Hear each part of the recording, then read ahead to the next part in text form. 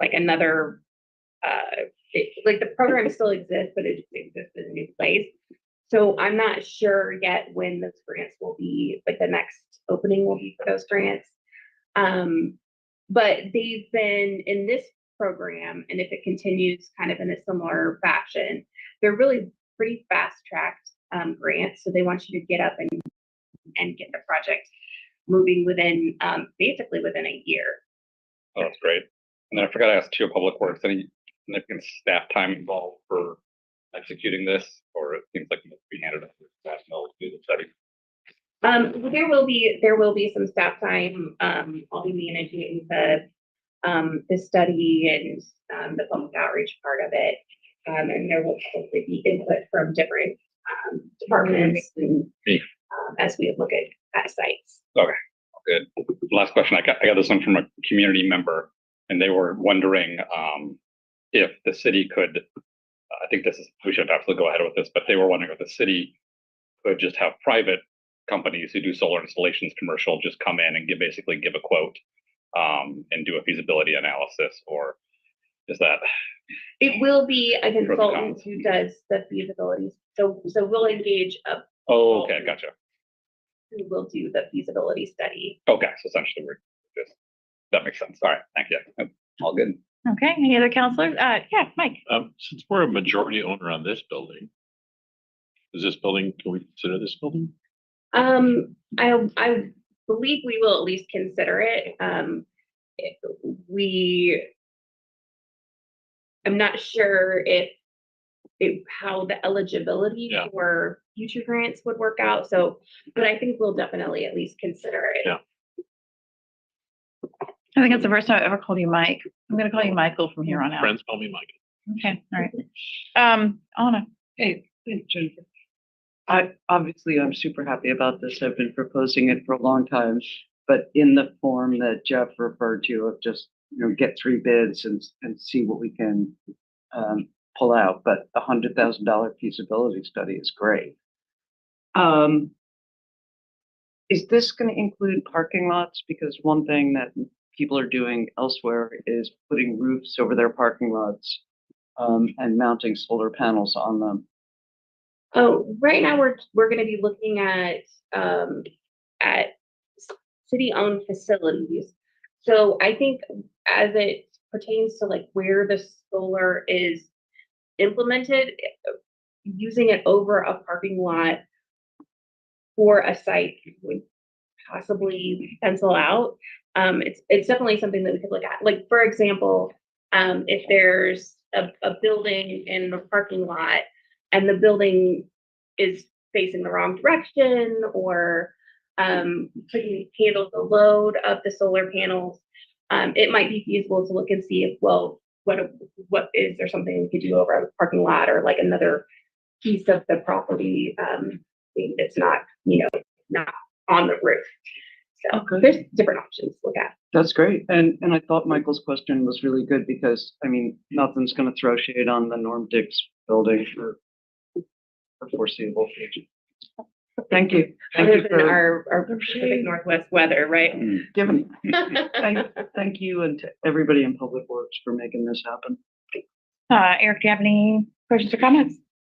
Okay, how should we treat the item? Consent. Yes, that was an easy one. Thank you, Ms. Ketterer. All right. Next up, we have item A2, Internal Services Manager Matt Donnelly-Cott, here to present on the Washington State Department of Enterprise Services contract with CLX LLC for janitorial services. And was this discussed in any committees? Yes. Okay. It was discussed in Public Works. Do you have any kind of any other information you wanted from that, or is it a head nod? Well, he answered all my questions that I had, like where it's being used. Janitorial contract is Public Works, the court, police, the utility building, and one small portion of Fire Station 1. And BCAT. Oh, and BCAT. Yep, sorry. All right, take it away, Mr.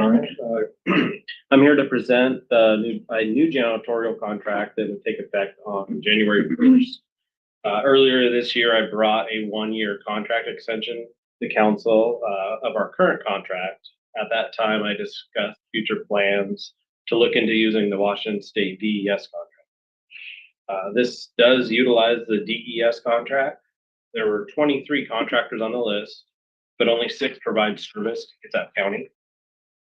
We researched and evaluated all 6 contractors and determined CLX was the best fit. CLX has agreements with City of Longview, Port of Tacoma, Washington State Patrol, and they do the DES opposite, which I thought was a good reference.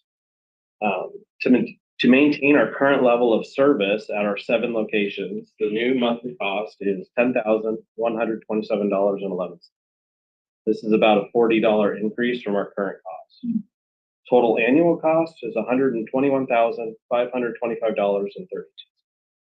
The current DES janitorial contract expires March of 2027 with a possible 2-year extension. I'm available for any questions. Okay, Jane, do you want to lead us off? Any questions? I don't have any additional questions. I think it's pretty great that the increase is only $40 a month. So as long as they're keeping up with the work that Mr. Donlicott needs, that's great. Jeff, do you have any? Nope, it's clean proposal. Okay, counselors? Consent. Consent, thank you very much. That was easy. All right. I love easy. So I also love discussion too, but, okay, next up is item A3, Utility Manager Chance Barthume to present on Water Quality Financial Assistance Program grant with the Washington Department of Ecology, Francis Street Outfall Stormwater Treatment Construction Project. Was this discussed in any committees? I don't recall. Was it? It was in public works. Okay, Was it a All right. couple months It's ago? been a while. All right, it must have been a few months ago then. Yeah. okay, all right. Well, if it was a few months ago, maybe we don't know if there was any lingering questions, so we'll just proceed with your presentation then, yes. All right, so we have our stormwater team put together a proposal or a grant application, submitted it to the Department of Ecology to construct stormwater treatment on Francis Street, which is right off of Harlow. And we were successful in getting the grant from Ecology. Total amount of the project is about $1.64 million. The grant itself is 1.3 or 1.4 million. So the stormwater utility will provide the match. It's in our approved CIP. And it's a continuation of our efforts to restore Kitsap Lake and protect it. So we're very fortunate. The Ecology ranks us pretty well. So we've worked with us very closely. So, and also it was a good effort with our engineering group and our stormwater people to kind of work together, because I'm trying to get them more involved with the actual application, the writing, grants and whatnot. So I believe this will be constructed in 2025, along with the other Kitsap Lake treatment retrofit. Thank you. Happy to answer any questions. Fantastic. All right, Jane, you want to lead us off? I don't have any additional questions. And Jeff? No, but just looking at the contract, is there a due date or a estimated completion date? I think the funding expires June 2026. Yes, that's probably.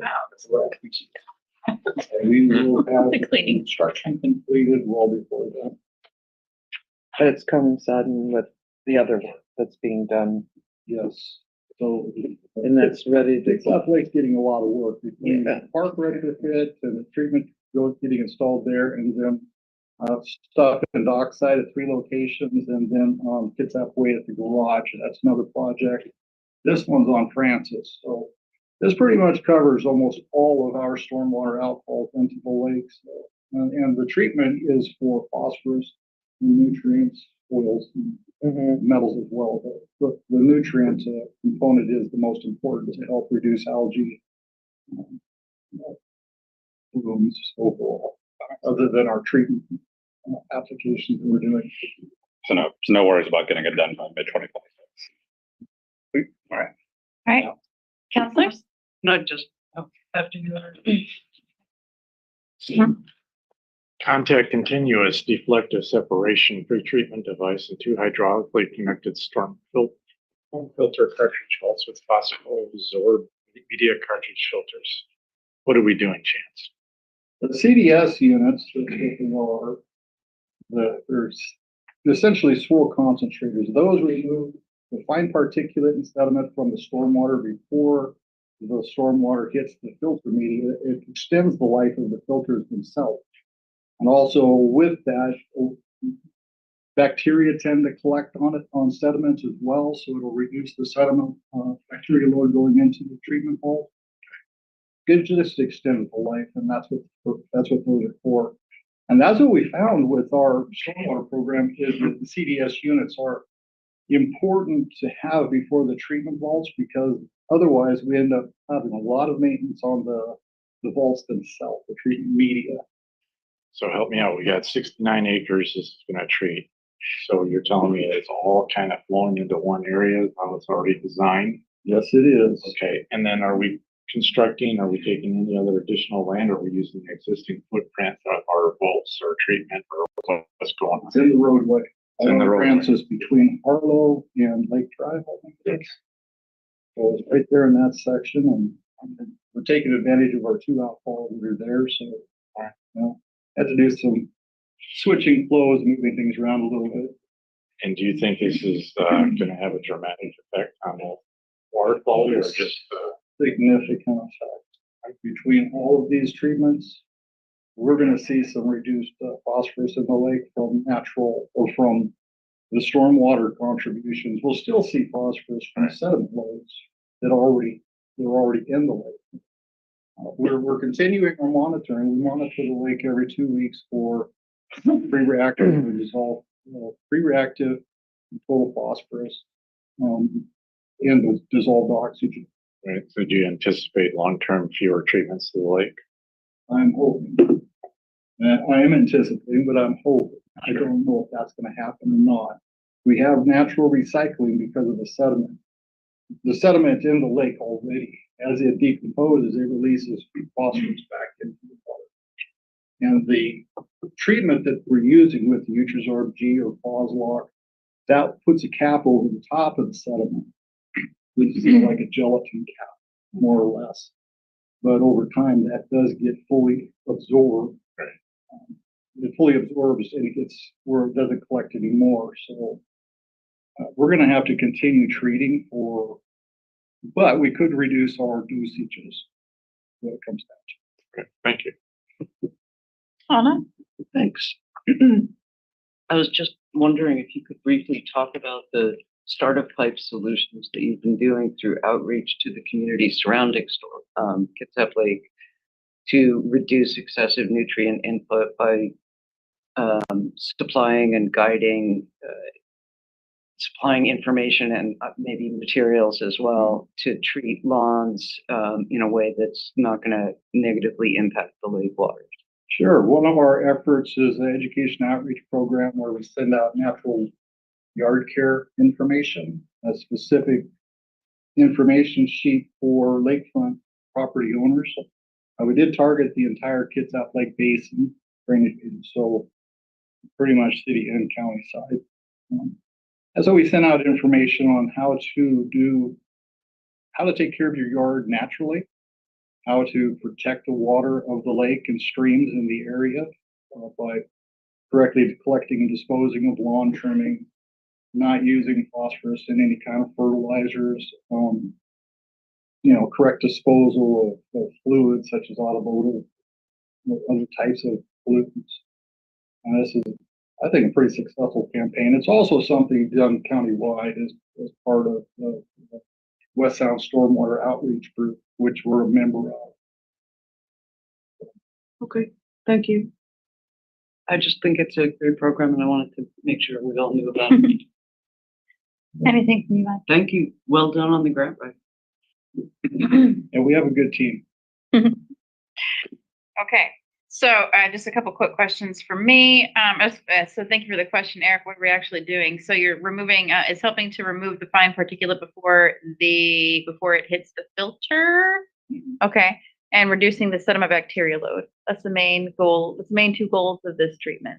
That's the main two goals of the CDS units, and then the water then flows through filter media that are in canisters. So they're, round canisters, 24 inches tall. There's 100 and some of those inside of the vaults. So we have a lot of canisters. So water has to flow through that. It's like flowing through a fabric, cloth fabric. And Like a cheesecloth when you're making juice. Exactly. Right? Sorry, I can get down with that. I'm a canner. Okay, all right. Exactly. That's what it does. So when it flows through, it has the media that's in there removes free reactive phosphorus, metals, oil, carbon, Okay. Anything that is not, it can be found collected. So if it's dissolved in the water, it won't remove that. But if it's a free particulate, it will remove quite a bit of that, probably 70 to 90% of that, depending on what it is. This is Oil all, is very high removal. So Oh, good. That's a good. well, and I was just kind of like looking at a map here, and so it's Francis Street outfall. So I think something I might want to do is, I mean, I don't want to put you on the spot, but is this something that this whole project deserves its own field trip? Is just my opinion on everything. But anyway, so the Francis Street outfall, I see Francis Street is a little bit far away, but I see a Francis Avenue. I mean, I guess I'm trying to figure out where the outfall is, but I could see how it's at Francis Avenue. Francis Avenue. It is Francis Avenue. Which is not too far off the kids' out. Yep. Okay, I wanted to make sure I was at the right place. Yep, it's right there. Because there's a Francis Street that's a little bit further away, but it's in the same general area. So, okay, thank you for the clarification on that. I don't have any other questions, except when you're going to have a field trip for us. And anyway, council consent. Consent. All right, thank you, Mr. Bryce. Thank you. Thank you. Always a pleasure. Okay. Next up. Oh, Mr. Riley, I think it's you. Hello, sir. So you're here for items A4 through A6. So the first one is ordinance to amend and reestablish city rates and fees for 2025. Finance. Did you get a briefing on all this stuff in finance? No, No. Oh, okay. Straight to you. Yeah. Straight to us. Okay, so on A4 through 6, we're just going straight to the council on that. Okay, here we go. Just an update. So, rates and fees for general rates and fees we'll discuss, utility rates and fees we'll discuss, and the property tax ordinance tonight we'll discuss. Okay, and There's just also two that are identified for public hearing. Those are just teed up to be able to present to council during workshops and discussion tonight.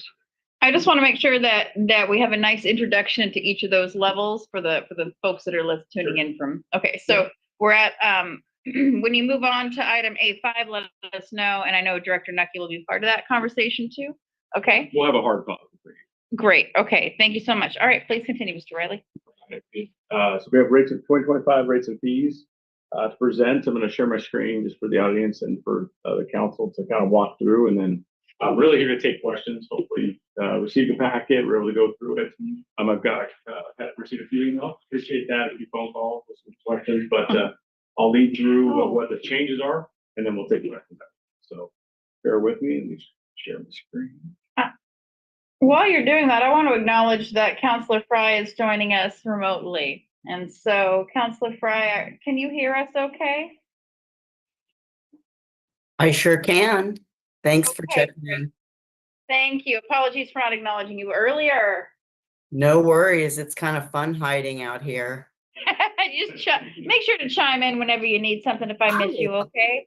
I will.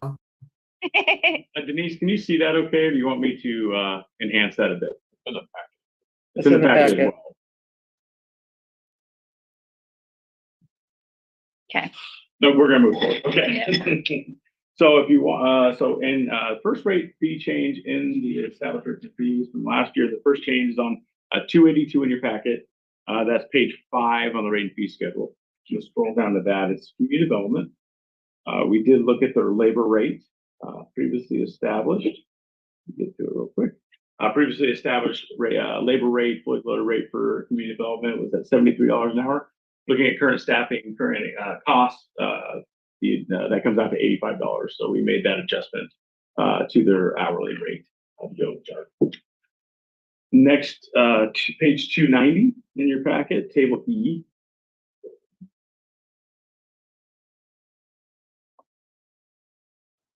Fire department have proposed changes for ALS transports and ALS. You can see those there. Increase that. Oh, that's much better. Thank you. There you go. I almost focused. Okay. Do we have a rationale? Just an explanation of, I mean, I don't see the fire chief here, but we can take comments and have him respond. Okay. I don't have an answer for you. All right. Page 303. I saw McGann. I think I saw the Yep. chief signing on. Oh, his hand. go right ahead. I mean, it's kind of, I'm sure you've got a good explanation for this, Chief McGanny. Go right ahead. Well, it's a two-part story. One, our costs continue to increase for transports, and this will bring all 6 fire departments in the Kitsap County in line with the same transport fees. Okay. We talked about this last budget. We did a 2-year term to get everybody caught up. So if one of our citizens get transport by another fire department, they'll be charged the same countywide. That makes sense. Thank you. Thank you very much, Chief McGanny. All right. Thank you, Mr. Riley. Oh, yeah, Jeff, go right ahead. To elaborate on that, Chief, was it, I remember we increased it significantly last year. So that is the case. We've done 2 like 13% increases, or we will after this year. Yes, like I said, it is to bring, where'd my screen go? There you are. Everybody in the county up to the same rate. Our rates were a little lower, and we're still significantly lower than other counties and private ambulance, but this brought us on par with everybody else in the county. And when I presented this last year, it was a 2-year plan instead of one big hit. We did it over 2 years. Okay, so we did about, this year's proposed about 18%. We did similar last year. Correct. Thank you. Thank you, Mr. Riley, for that break. Thank you, Chief. Sorry I didn't see you online there. My fault. All right, so next in your packet, page 303.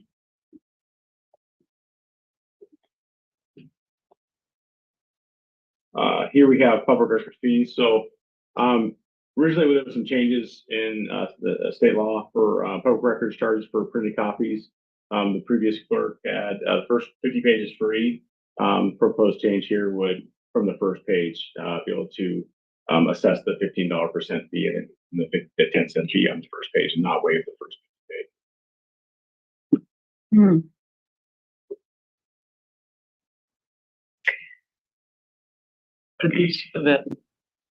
Are these available online? They're available digitally, yes. So without a charge. Okay. Thank you. Mm-hmm. All right, so page 306. And these are telecom, just updating the lease, tower lease, franchise fee, making market adjustments. What page was that? This is on page 306 of the packet. Okay. And do not write down the page of the pit. Page 29. 29 of the rates and fee schedule. If you have questions, they take these and get answers from Melinda. Can you leave a space between the old rate and the new rate to make it easier to read? Is that possible? You can look at that. These are all the track changes, so how they show up. It's kind of an automated function, but I can look at that and see if there's a way to do that. But I did see that on the number 3. Looking at that, I thought it went to $228 Yeah. when I first looked at it. So I could see the benefit of separating. But I'll take a look, see if there's some formatting. Yeah, to do if once you get there's, it. if it's possible, I think it'd be easier for. Okay. Made the tower owner sad. Yeah. Our overlords on the Yeah, tower. yeah. So, and then the last page of the packet, the people happy with no change, no proposed change. Okay, so here, take, any additional questions? All right, counselors. Consent? Oh, just kidding. Who wants I'm to? waiting for that. Questions, comments, discussion? Yeah, Anna. Thank you. So, I don't know if the rest of you got this email that I sent yesterday, but, Packet. is it good? Yeah, not in the packet that I downloaded earlier this morning. Anyhow, so costs have gone up about 20% on almost every contract we review. Costs of staples have gone up terribly. Salaries have risen. So why are our rates and fees almost exactly the same? Good question. So, other directors are here, maybe speak on the rates and fees. I can speak to the labor rates. So like community development, we did a labor rate assessment. We saw the increase there based on labor, cost, materials, their supplies. Engineering did something similar, looked at where their labor rates were, did an analysis on that. Did not see a significant change where they were to where they are in some of the structure. So did not propose change this year. It was pretty nominal. They can speak to that, I believe. We can add some of that. Some of the other rates and fees, I know we've had, I want to speak for Parks and Recreation, our directors here, but we've had some change in leadership to be able to go in and maybe dive into those late in the game. Maybe you want to hold off on that. Maybe we'll take a look at it next year, but some of those were, fees for kids and user rates. So don't want to speak for them. So if you want the platform, it's yours.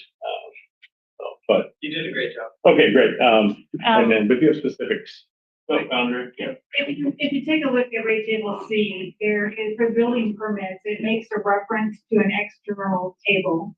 It says exhibit 1. What page is that on, please? I don't know what. I'll find it for you. Table A would be on, Table C table C would be on page 281 of your packet. or page 11 of the rates and fees? Keep scrolling back. Page Oh, what did you 11 of rates, 284. 284.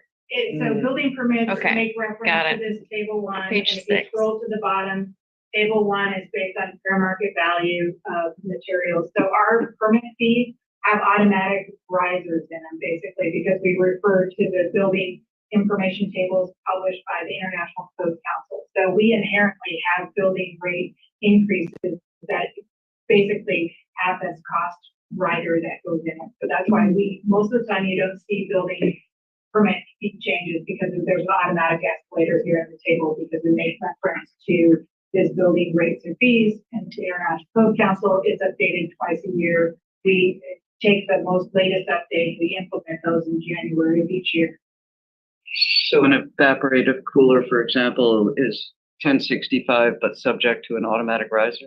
Yeah, the permit fees, so it's all based on valuation of construction. So whatever the cost of construction is, it's established in that table by the International Code Council, and then our permit fees are based on that. So it's all based on valuation of construction. So there's no reason for us to raise permit fees of the reference to the International Code Council.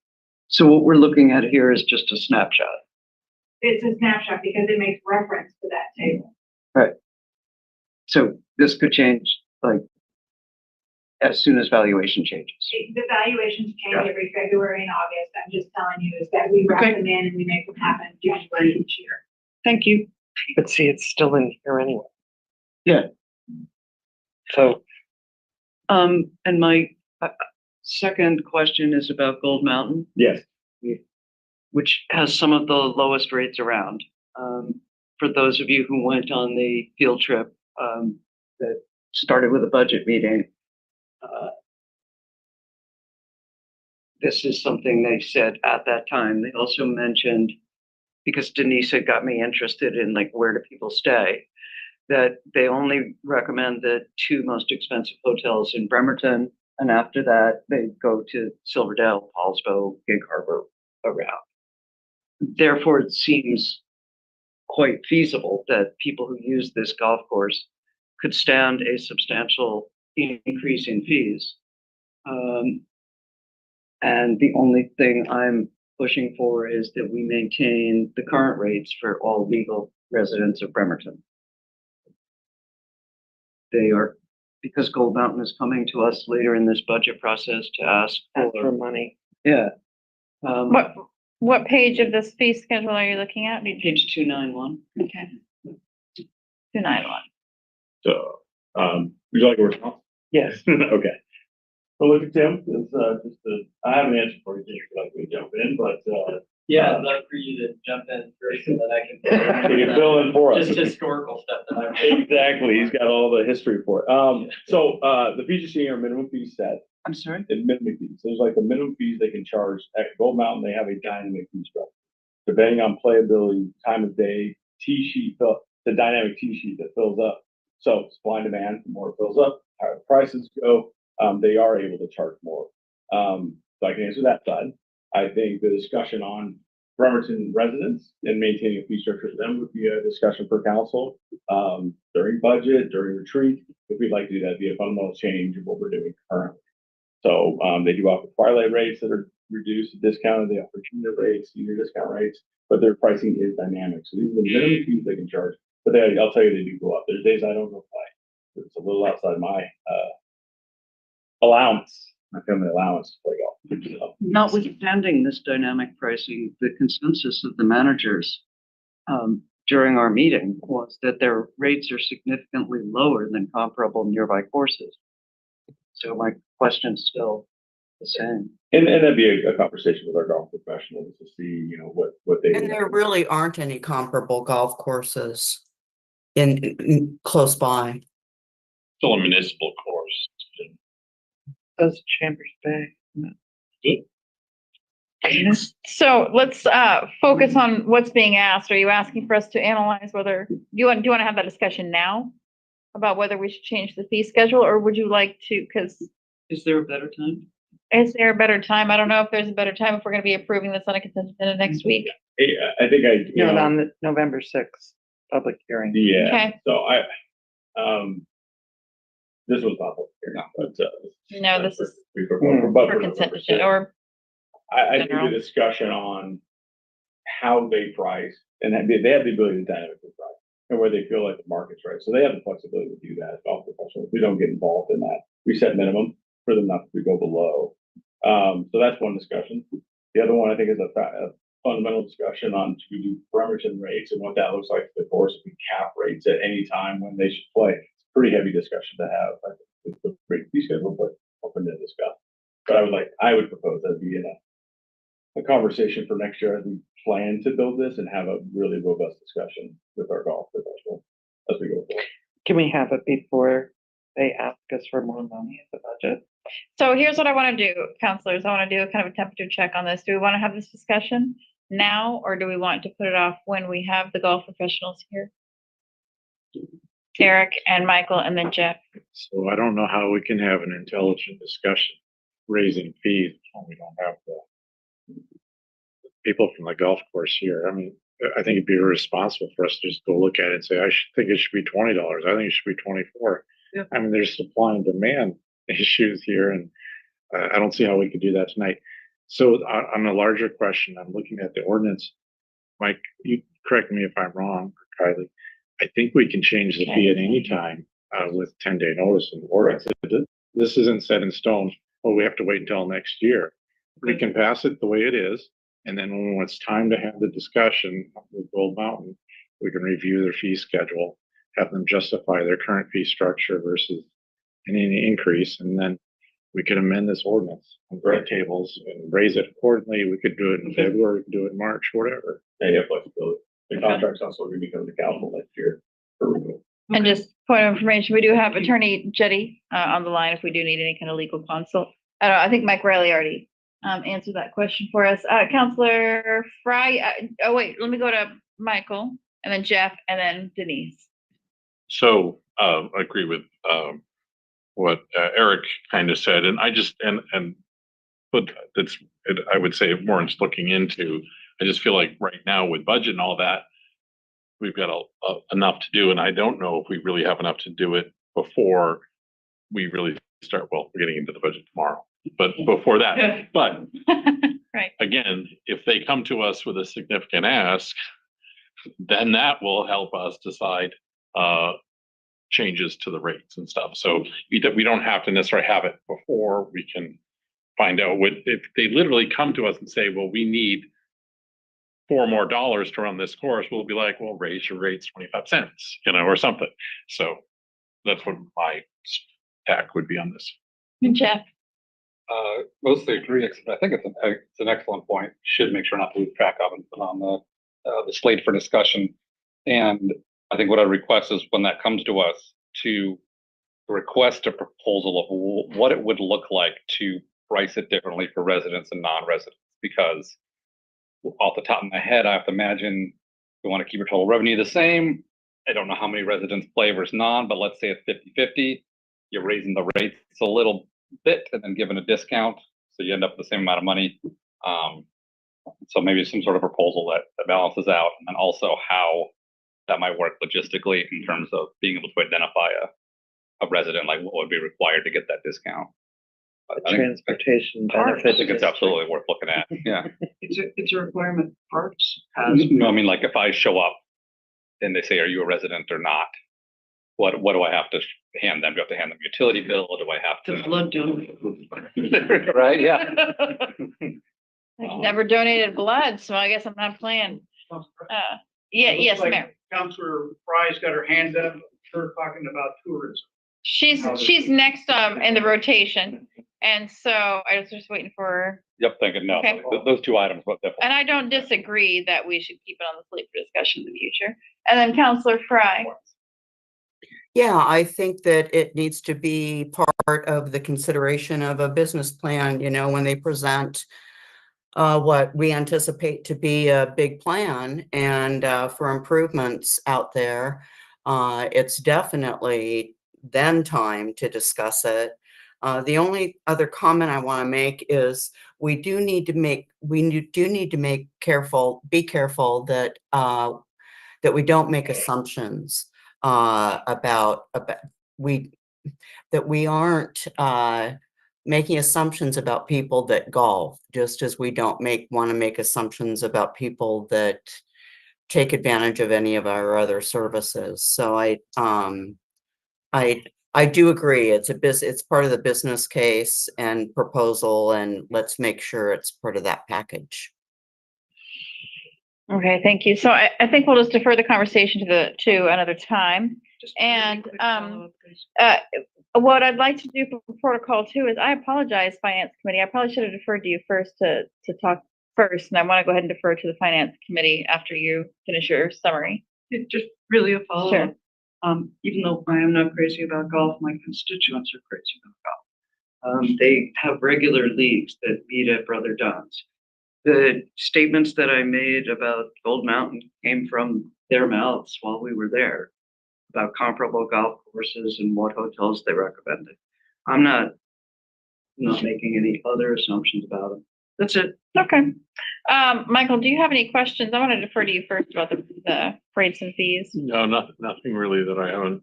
For city already rates said. and fees. Okay. All right. Eric, do you have anything to add for city rates and fees? Okay. And then we have Jeff, right? You're the three on the Finance Committee. No, it'd be changed. Sorry, that'd be Jane. I apologize.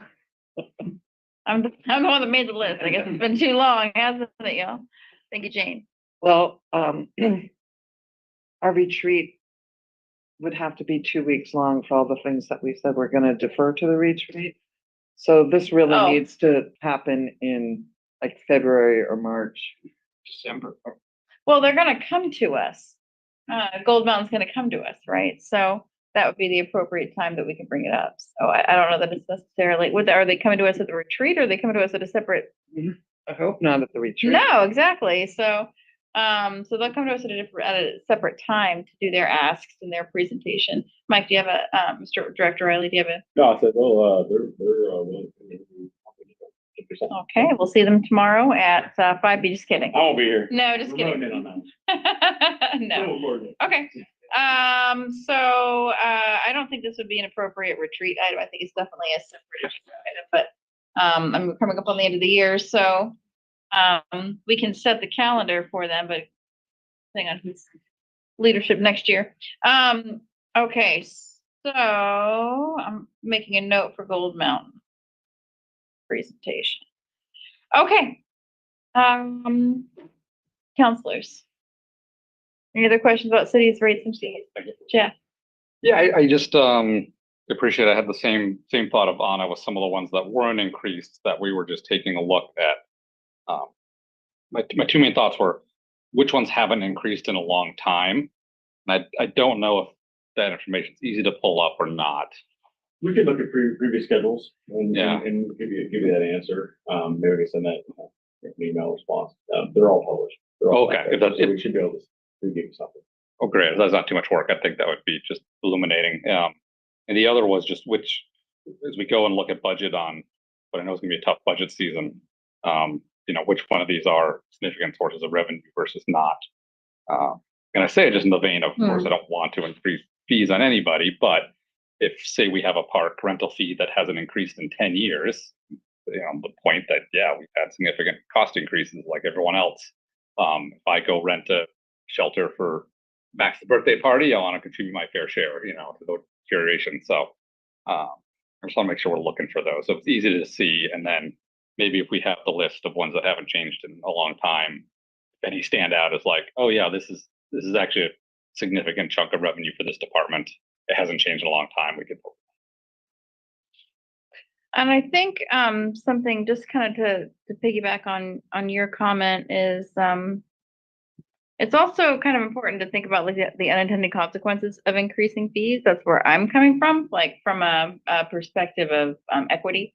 So just as we're looking at these fees, like what are the unintended consequences? Because I'm sure that the finance department, the parks department, et cetera, have been thoughtful about that as well. And so if there are some, if there are some that haven't been increased in a long time, I would love a rationale. And I'm sure that you've been thoughtful about that in the ways that I've articulated. So that's all I would ask for, is the rationale. All I was suggesting was a way to highlight what we'd want to Sure. further delve into, not suggesting to increase any at this time, but that some may be worth a deeper dive, because it sounds like some haven't been maybe looked at in a long time. So if I could put that together for you in an easy way to digest, I would like it to meet council maybe sooner than later, so you can look at it, see if you want to further discuss it. How about every rate that hasn't changed in 10 years, just color it in green or something? I'm okay doing it side by side for the last 5 years. So you can see that it shouldn't be that. That would be great. Thank you, Mike. Yeah. Very generous. Thank you. If there's no issue, maybe we could send, we can hold off on that. If there's issue, happy to discuss it in general. So we did this in general business last year. I think it was because of the chicken. So. Oh, that's right. No chicken That fees. was me, wasn't it? The chicken fee is No controversial. goats, no raccoons, no chickens. So. We have not been talking about the goats this year, have we, Jane? Nope. All I'm right. Still working on We that. just- We're the Trying to pigs. get the bike riders safe first. That's right. I guess there's other pressing issues, but okay. So put a 5 year together to do that as soon as possible. That'd be great. So, but we can, along with what Eric was saying, we can amend these later on. We're just is that Yes, correct? yes, Okay, yeah, so yeah. I don't, so, oh, Denise, do you have any other, or I'm sorry, Jeff, were you done? I'm done. Okay, Denise, do you have any other questions or comments about? No, I'll raise my hand if I do. Okay, thank you. And I don't either. And so counselors, do you want to put this on consent? I know we're going to get some follow-up information. What do you want to do with city rates and fees? I do consent. So I feel like we tend to get some public comments on this one. Yeah. I think general business is the worst idea, just to make it Okay. transparent. Sounds like we want to have a couple of folks want to have it on general, so we're going to pull it to general. Let me know if you need to. All good. Okay. You did general business last year, worked just fine. Believe you had zero public comment. Yeah. No, it's good to go up and discuss. So we're happy to discuss. We have plenty of other items on the agenda to discuss. So you'll be there anyway. I will be so- there anyway. So Okay. I will still provide the 5 year side by side so you can see it. If for some reason, like I said, you want to change it, just let me know. We'll plan to do the same presentation for the public. Thank you very much. Okay, now we're at A5. And I know that because Director Nucky has come to sit at the table. Yeah. And he's here for the ordinance to amend and reestablish utility rates, fees and charges for 2025. And this, again, not brought to any committees, not brought to Public Works or to Finance, correct? So it is hitting us hot right here in this moment. So take it away. Right. So I'll lead in. We do this obviously every year. The fee schedule's been sent out to council, so hopefully you have some time to digest that. We utilized a rate model that we've been using since 2014, 2012. I can't remember now. I think 2012. Yeah. Since 2012, it predicts a 6-year outlook on our utilities. It's a rate recovery. It's a cost recovery model. So revenue requirement to cover our costs. So what's proposed in your packet for the utilities, you have a water increase at 3.5%, you have a wastewater increase at 3.5%, which has been predicted year over year, pretty stable. And then you have a 10% increase in stormwater. We talked last year with some of the mandates coming out of the state of Washington ecology that increased our operating costs in stormwater. We're seeing that continue. Currently, you'll see some stuff in the budget on the utility side for needs, but this correlates that. I have some notes here. Tom's got some details if we need them, but it still keeps us with our proposed rates across our neighbors. We show that graph every year. We have it in paper form.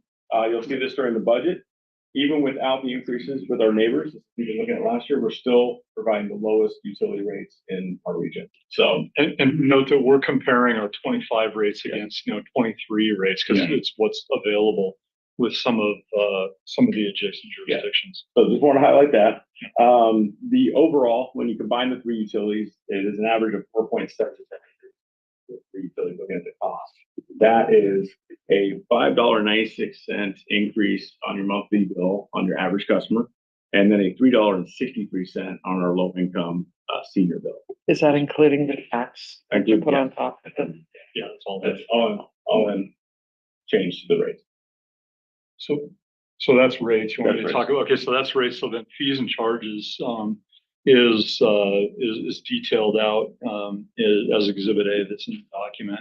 And so the general facility charges are updated every year based on construction cost index, and they're going up.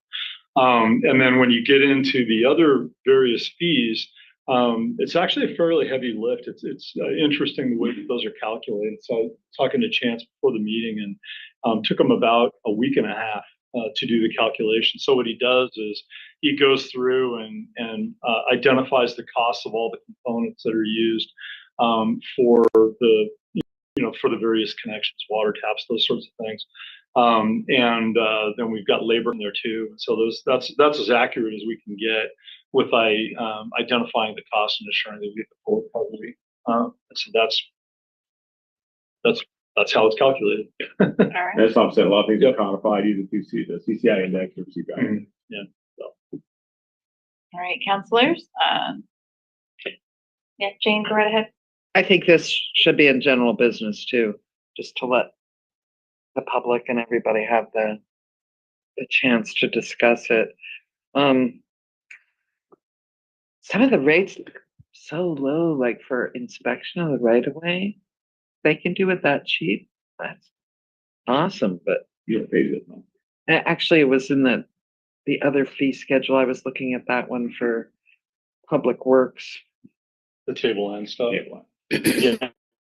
Is it the table end that you're talking about, like right-of-way permits and that kind of stuff? Yeah, right. I It's an inspection. Double checked with Ned about that this morning. Engineering did a review and didn't recommend an increase. Yeah, we gave like 13th hour to if we need to amend the list. Very comfortable looking at the labor rates. Okay. Counselors? Denise? Well, I appreciate the increases being tied to actual increases in expenses. And I think the people paying the fees will probably appreciate that too. I think that's a really good justification for this. It's reasonable. And so thank you for the detail work. It may have taken a lot of time, but I think it is a much more rational way of looking at fees, from that actual increase in expense.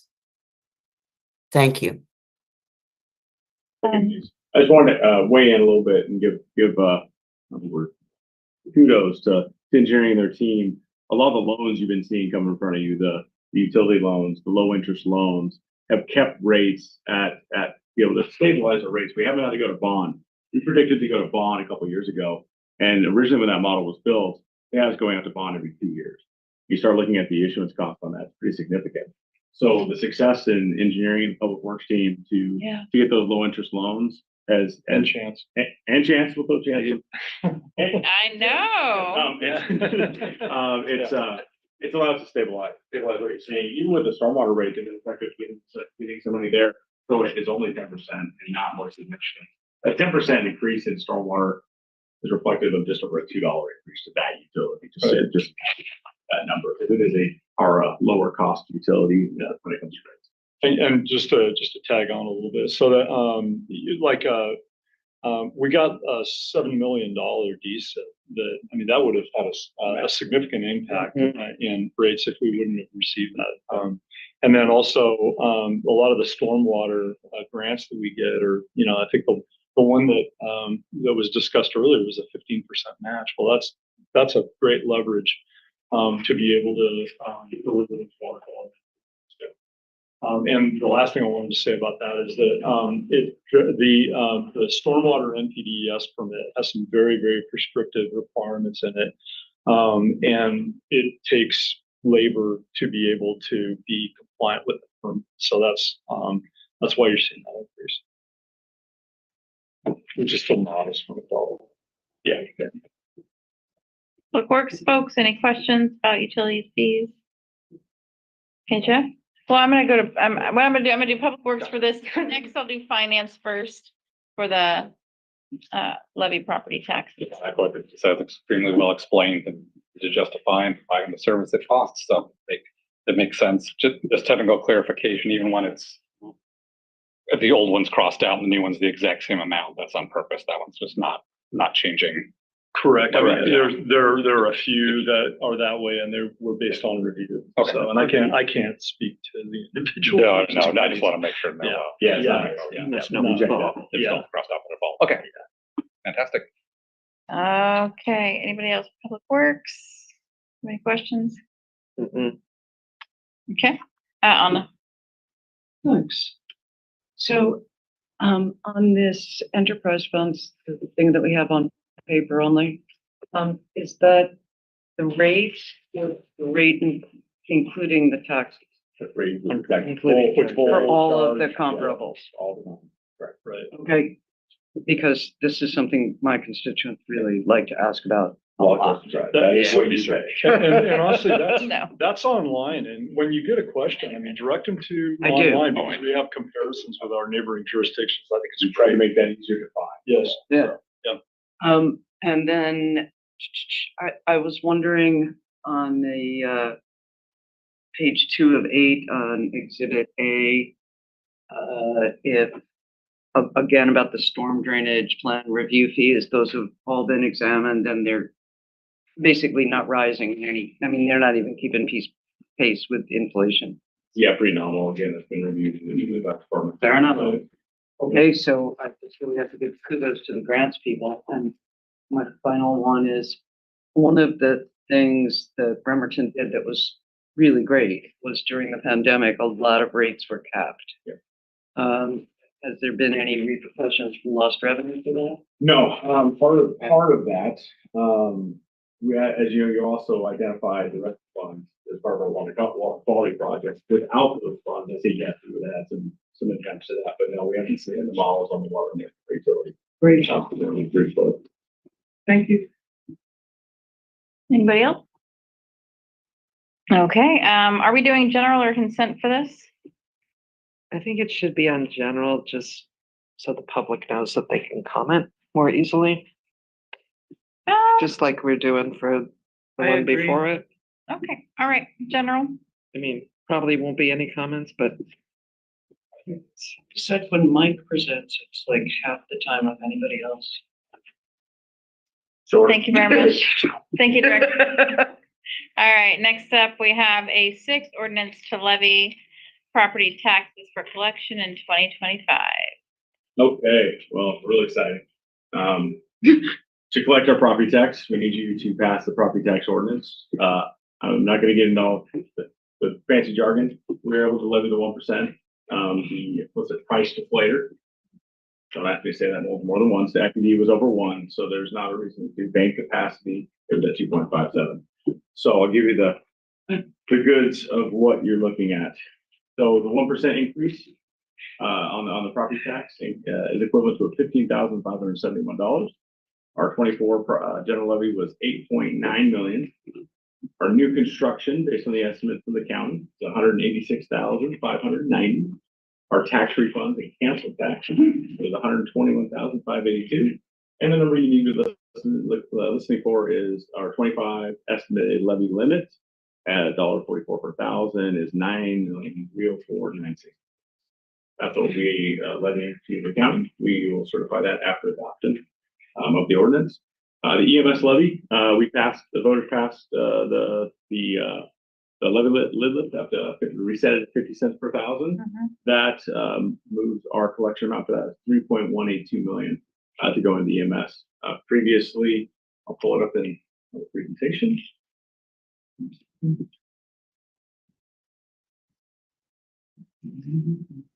Ordinance.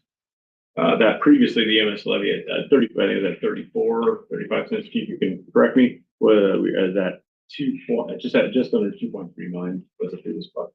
So an adjustment there, a change there of $882,000.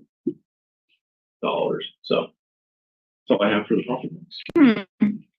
So I don't know if this is more appropriate to ask audit or finance first, but I think it'd probably be finance, but. okay, let's go to finance. Yeah, Michael. I mean, this kind of like he was saying, it's almost housekeeping. Like we have to do it. And this is also where we just delineate the conditions that we've, whether it's the EMS or the executing or banking. So it's fairly routine, you know. Okay. Eric, any comments? Do this here.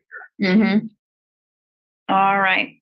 I can add one more for the record before we, there are two other things we levy. We have 2 voted bonds on debt service for both public safety.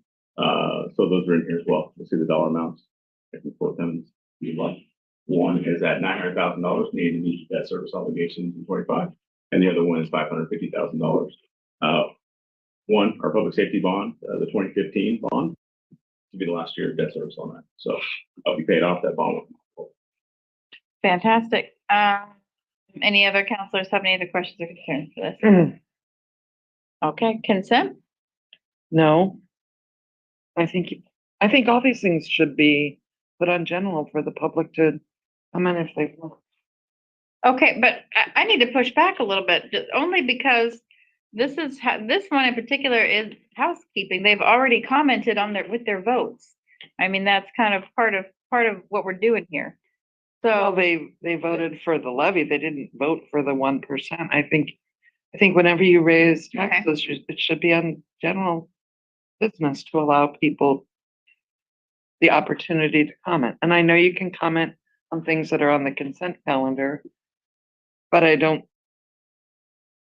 think it's just more fair to the public. okay. All right, so general. All right. Okay. And it looks like for items 7 through 8, this is you're just briefing us on public hearing. To start for workshop tomorrow. There will be an update to the exhibit center packet. Those are early for the tee-ups. Don't reference those. We gave you new information that will be referencing tomorrow to make sure you got that. So we reference the page numbers, the schedule, but those are there. We'll refresh those before this the meeting office. Okay. Thank you very much. Mr. Riley, I think you're off deck now. And I'm going to put us on break for a few minutes. So we'll come back to order at 6:14. Okay.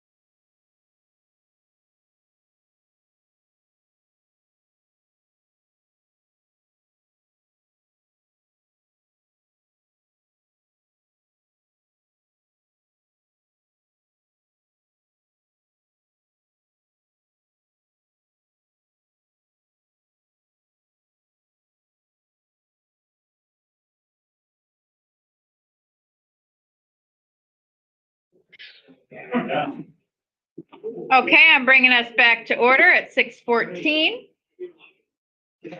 They don't know out there in the lobby, but Miss Lynham is here for us. Oh, and the counselors.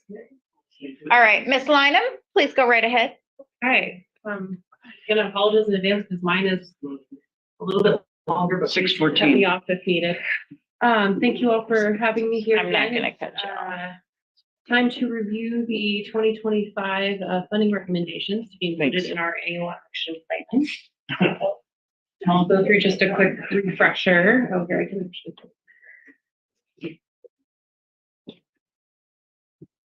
And then Jeff, I'll have you comment for a second.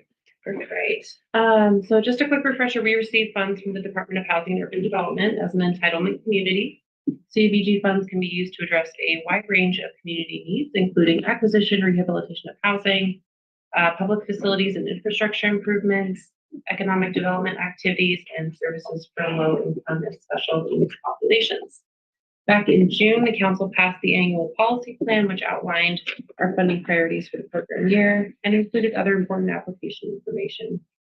Application review cycle ended on September 13th, and those recommendations are what we are going to go through this evening.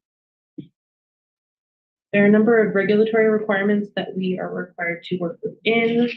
All activities not deemed eligible. Election of APA national objective and one of our 5-year consolidated plans. We are in the final year of. I'll be coming to you guys in next year, early next year, for our next 5-year plan. There's a 20% set aside for administrative costs, a maximum of 15% allowed for public service activities if applicable, and individual capital projects have several other requirements that applicants are made aware of.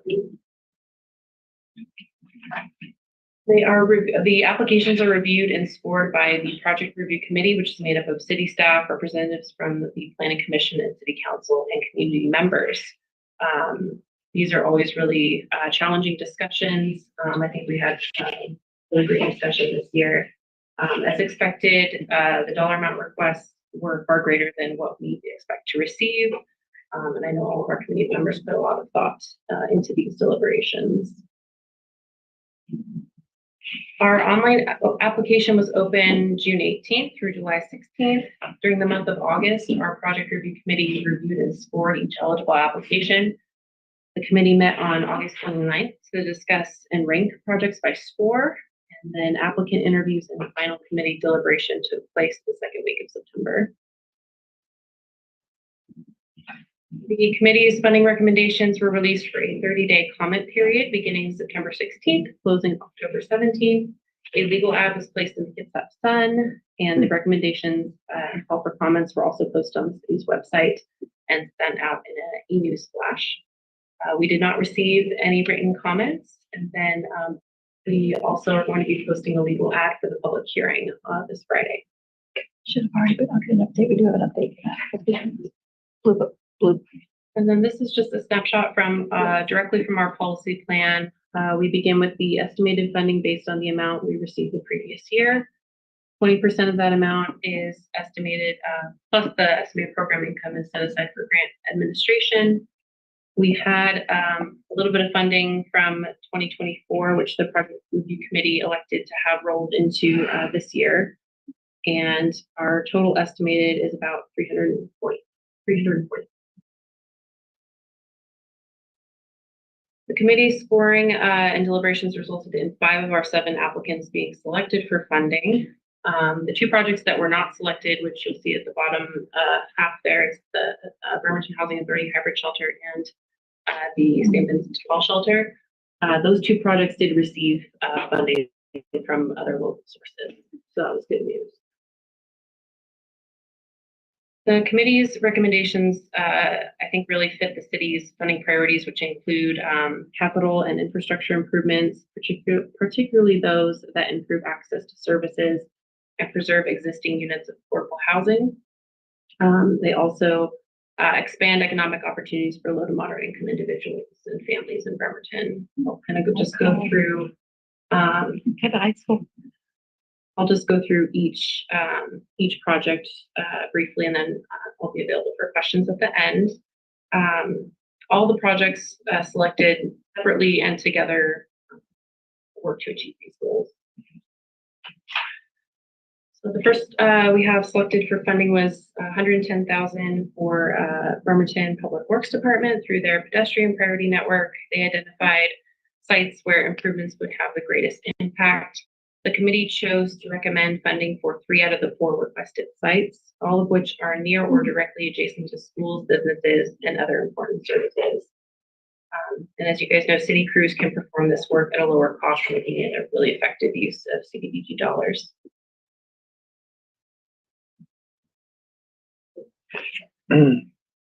$53,000 was recommended for New Life Community Development Association, or the Marvin Williams Center. They own and operate the Marvin Williams Recreation Center.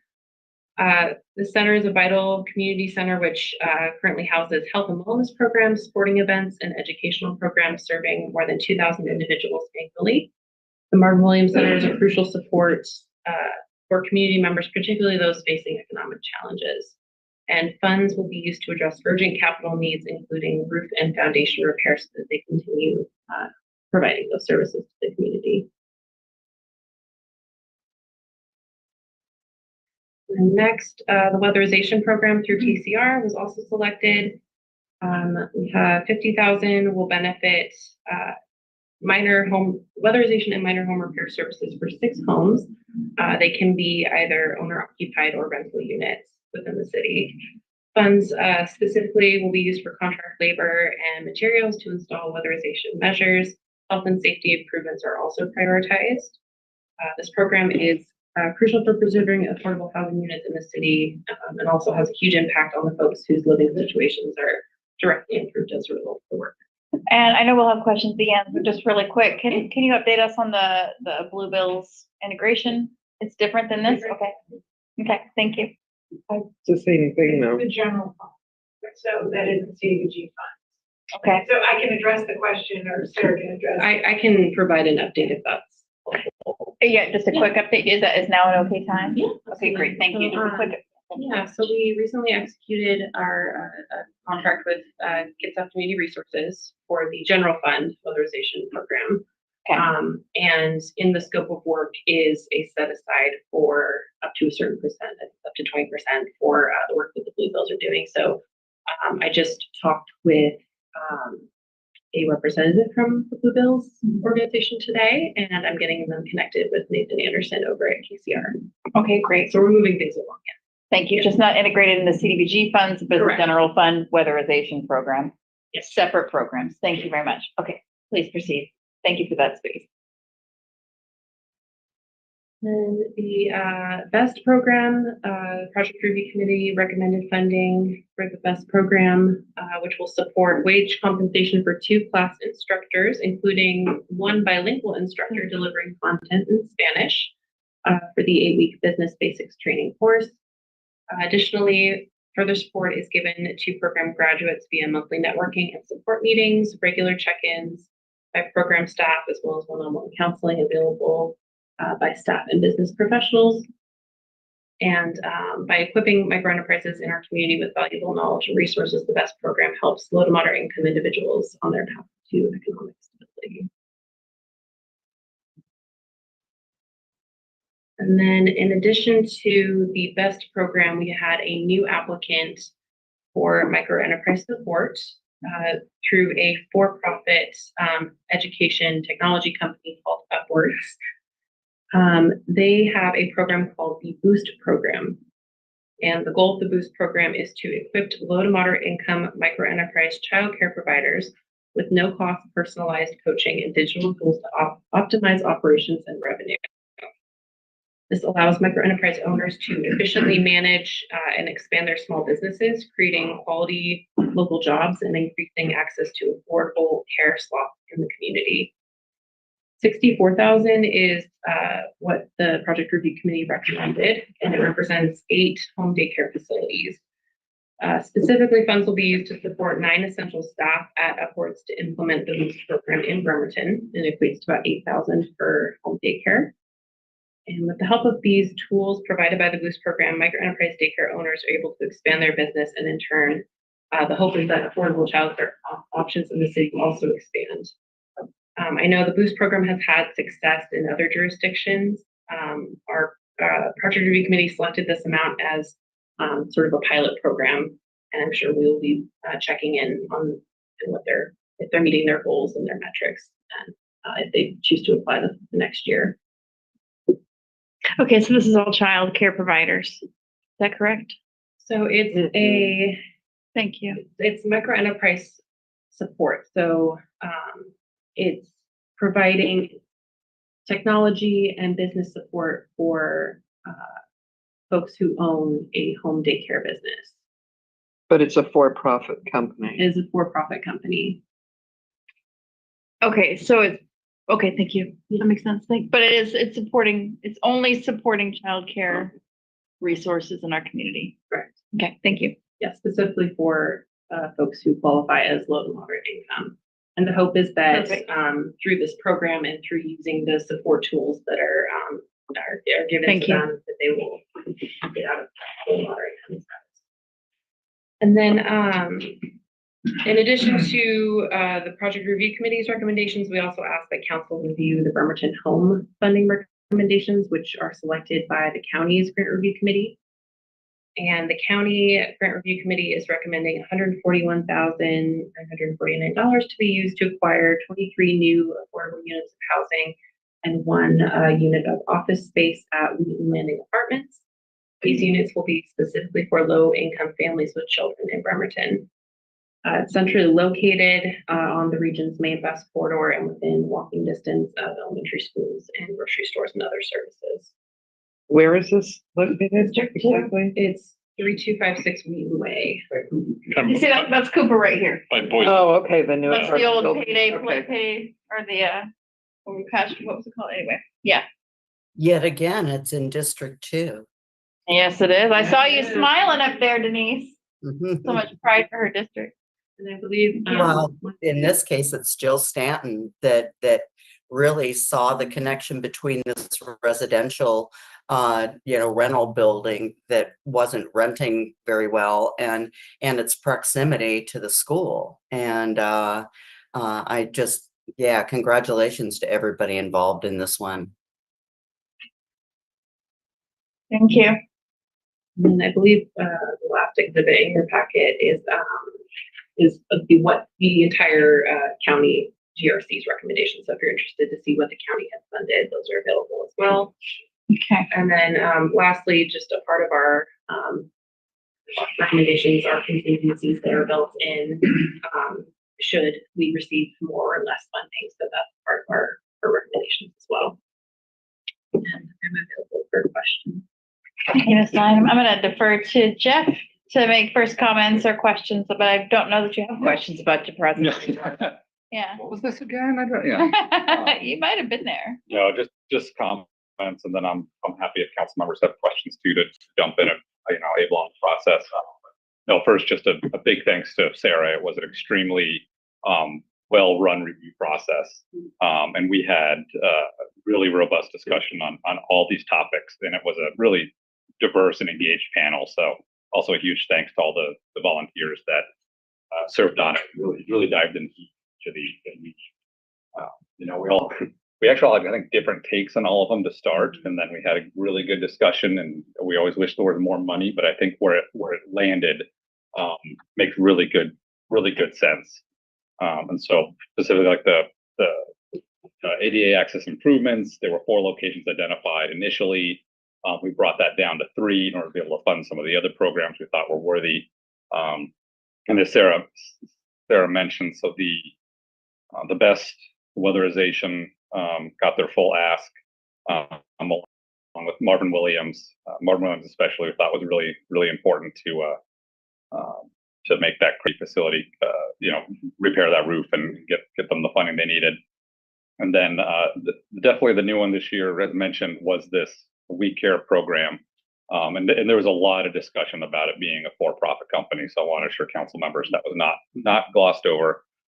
But they did provide a lot of excellent data. And again, the the committee really felt that it was worth doing kind of a pilot program funding to see if it really did increase health, childcare in the community, just knowing what a lack there is and the high cost, and especially for low-income individuals.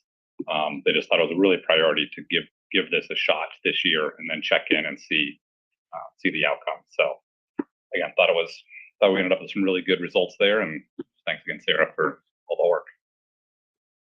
I haven't been part of that process myself. I can definitely concur that it's very well run, and the discussions are really valuable and robust. So I definitely can relate to that. Counselors, questions, Jane? So, there was only 7 applicants for the whole program? Is that extremely low? Really I mean, it typical. just seems Pretty typical. low. That's about what it's been.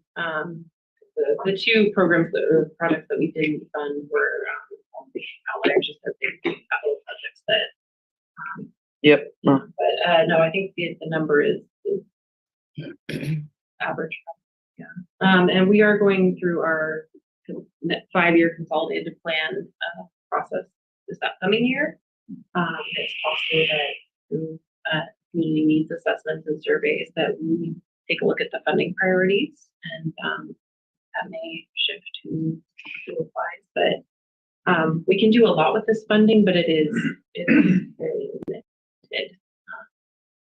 So we let folks know about that. We also do a pre-application process.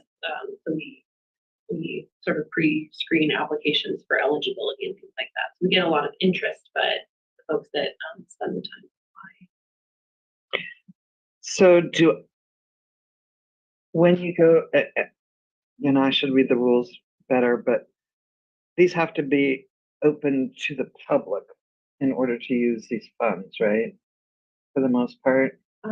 Well, eligible applicants would be like nonprofits, units of local government, and in certain situations like micro enterprise for-profit companies. But there are very strict federal rules with what we can and can't do with this particular fund.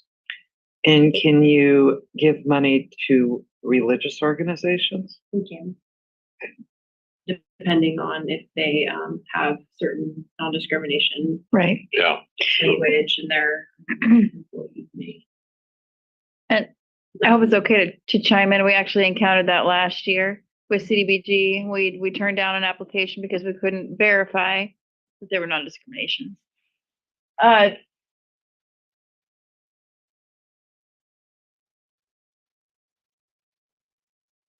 Any other questions, Jane? No, but I'm interested in seeing the results of some of these loan or grants that we're giving out. Thank you, Denise. This committee, it's the most impactful committee I think we've got, and just full of great work. And Sarah does such a great job every year. I've presented before it. I've never been a representative on it. I can tell you it's a very thorough, very robust process, and yet very comfortable. And congratulations. I personally really appreciate the creativity of this micro enterprise coming in to support childcare. It almost seems like, professional development or something, and investment of that kind with a micro enterprise. It's just a feel good all the way around. And yet not typical, right? And so, yeah, looking forward to how that goes along with the rest of council. But Sarah, once again, thank you. And Councilmember Coughlin, thank you for your service to this committee. Maybe someday I'll be able to be a part of it. My aspiration. Director Spencer has a hand up, and then Anna will go to you. Sarah, can you just talk about how we aren't going to be opposed to funding? For sure. Oh, yeah. Yeah. So they've actually, they have a lot of information online. I will say one of our kind of things that sort of set off a flag for us, they are very marketing heavy because they are a for-profit company. And in that way is that they are reaching out to lots of jurisdictions in the area. This was actually a discussion at the essentially my like association or my professional association. It was a discussion at their conference. And so they have been successful in other communities. They are very willing to give metrics from other jurisdictions that they've worked with. I think just for me personally, the biggest takeaway was that yes, it is a for-profit company, but it is a for-profit company that is trying to do to implement this, and it's sort of a win-win for them. They get more people on their app, they get more people using their networking services, but they're also helping folks get out of sort of that low to moderate income bracket. Anna. Thanks. So I too am a fan of CDBG, and you guys do fantastic work. And if that isn't totally clear, I'll be happy to do a little dance of joy for you. But so I had a couple of questions. One was like, for example, the max hail is 30% AMI is the cap, otherwise ELI. And for the weatherization, 50% AMI is the cap. Or it has to be 50% of area median income or below. So I was wondering why these differences among the projects. I will calendar after that one, but I would assume that it's set by. I would assume that there are limits set by HUD or by federal government for specific purpose. That that would be really great. And then my other thing was, how do you assess the success of a program? They are required, all of our projects are required to submit quarterly reports. And we have data that we are required to submit to HUD on an annual basis. And then we also have a progress report that we have to submit every year, which goes into the number of people served, demographics, all that good stuff. And should we not spend down our funds efficiently, we get flags for that. So yes, I'm very much familiar with them and they're with me. So we talk a lot. I'm just imagining how many rooms we'd have to dedicate to filing cabinets if we hadn't gone to more paperless work. That was really all I had to say, except for great. Thank you. Anybody else? Okay. So this is a public hearing. So we just have one public hearing for this, correct? Okay. Do we take action right after it, or do we? Yes, we do. We take action. So we will have a discussion and we'll take action afterwards. Which actually I was thinking about items A7, A8. Do we have two public hearings for those or one? For A7 and A8? The two public hearings on A8, one public hearing on A7. Are we taking any action on A7? Okay, that gets wrapped up in two.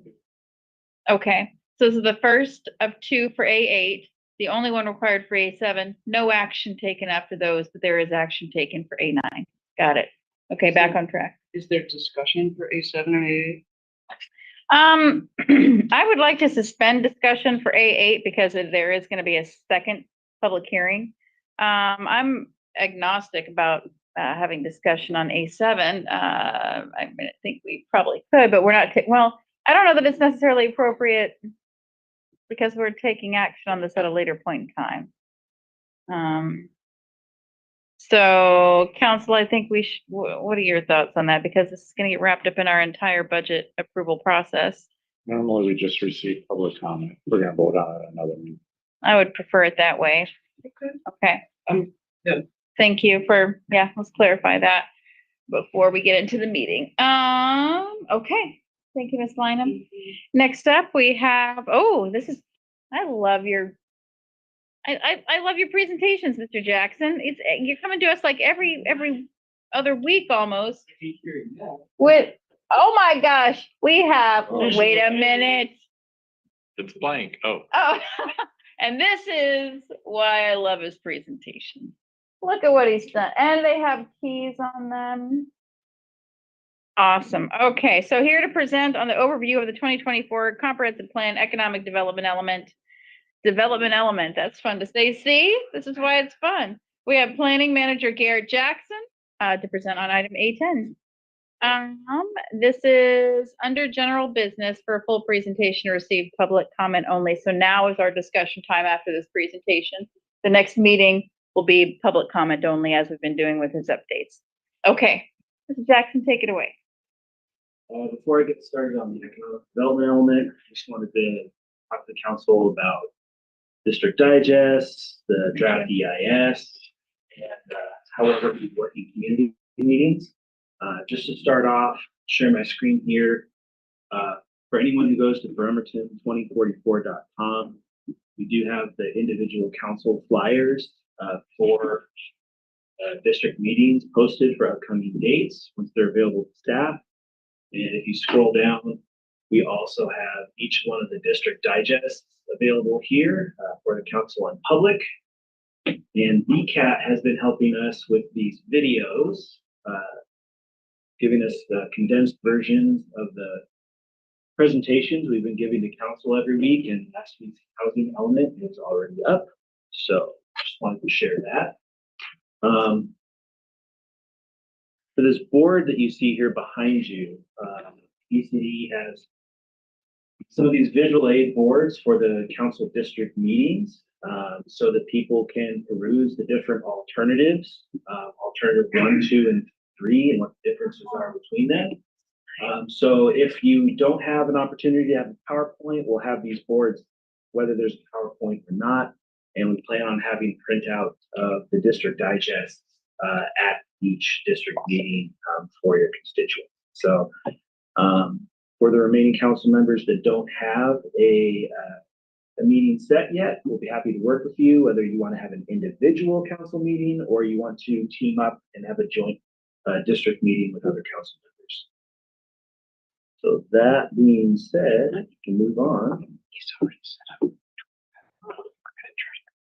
And just note that this board that's a sample, it's just District 1 board. We have a board for every district. So you're gonna look at this and go, well, where's my territory? We have a board for you. It's just in the back. Look how large they are. We didn't want to bring them all in here too. You just knew I'd be super excited about your presentation, so you brought mine. Yeah. It's next week. Yeah. Number 1. Thank you.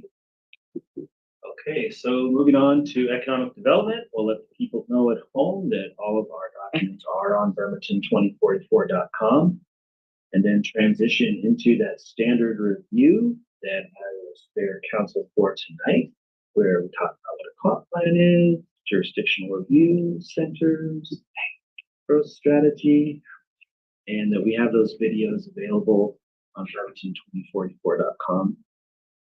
Going into what council has reviewed thus far. And then just the topics of conversation that we'll be bringing up with the economic development element presentation. What the vision is, adopted growth targets, downtown region center market study, sound industrial center market study, and the draft environmental impact statement alternatives.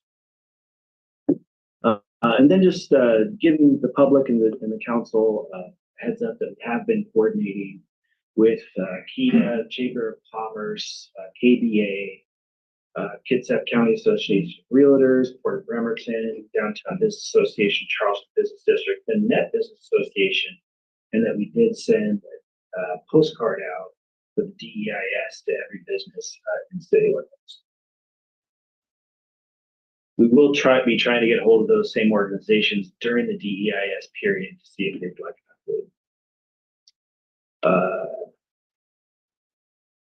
It's just the basic vision from Puget Sound Regional Council for their regional economic goals. I don't think council would want me to read that here necessarily, And then council once again has seen our vision, goals, and policies for all of the elements of the comprehensive plan. And this is the economic development elements. Vision, growth targets are set by the Kitsap Regional Coordinating Council. And here are the adopted targets for each jurisdiction within Kitsap County. The top right, because Councilor Fry's Zoom square is obscuring it. Can you just read that to us? We don't have any way to move the square over, do we? I can't see it from mine either, but it's what the increase in the number is. 2044. 2044. Employment growth. Okay. Yeah, so here's the growth that's expected, the difference between the 2020 census, the amount we're going to grow, and then the overall employment target. Okay. For the addition. And then the percentage by which each jurisdiction is supposed to increase by. So Bremerton be the clear Winner. clearly, yeah, at nearly 33%. The next being the Silverdale UGA, and then the city of Port Orchard. Wait, can you go back there? Sure. Oh, okay, sorry. No trouble. 32.4%? Yeah. Who comes up with these numbers? Puget Sound Regional Yeah. Council, and then it is adopted by KRCC. But that does not seem fair. That because we have to give all kinds of tax incentives to get people to build that many buildings, and not one other jurisdiction in Kitsap County is giving tax incentives like that to developers. And so it's just not fair that we have to take on that many.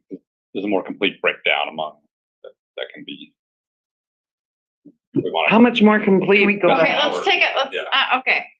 So is now the appropriate time to talk about that, or should we talk about that?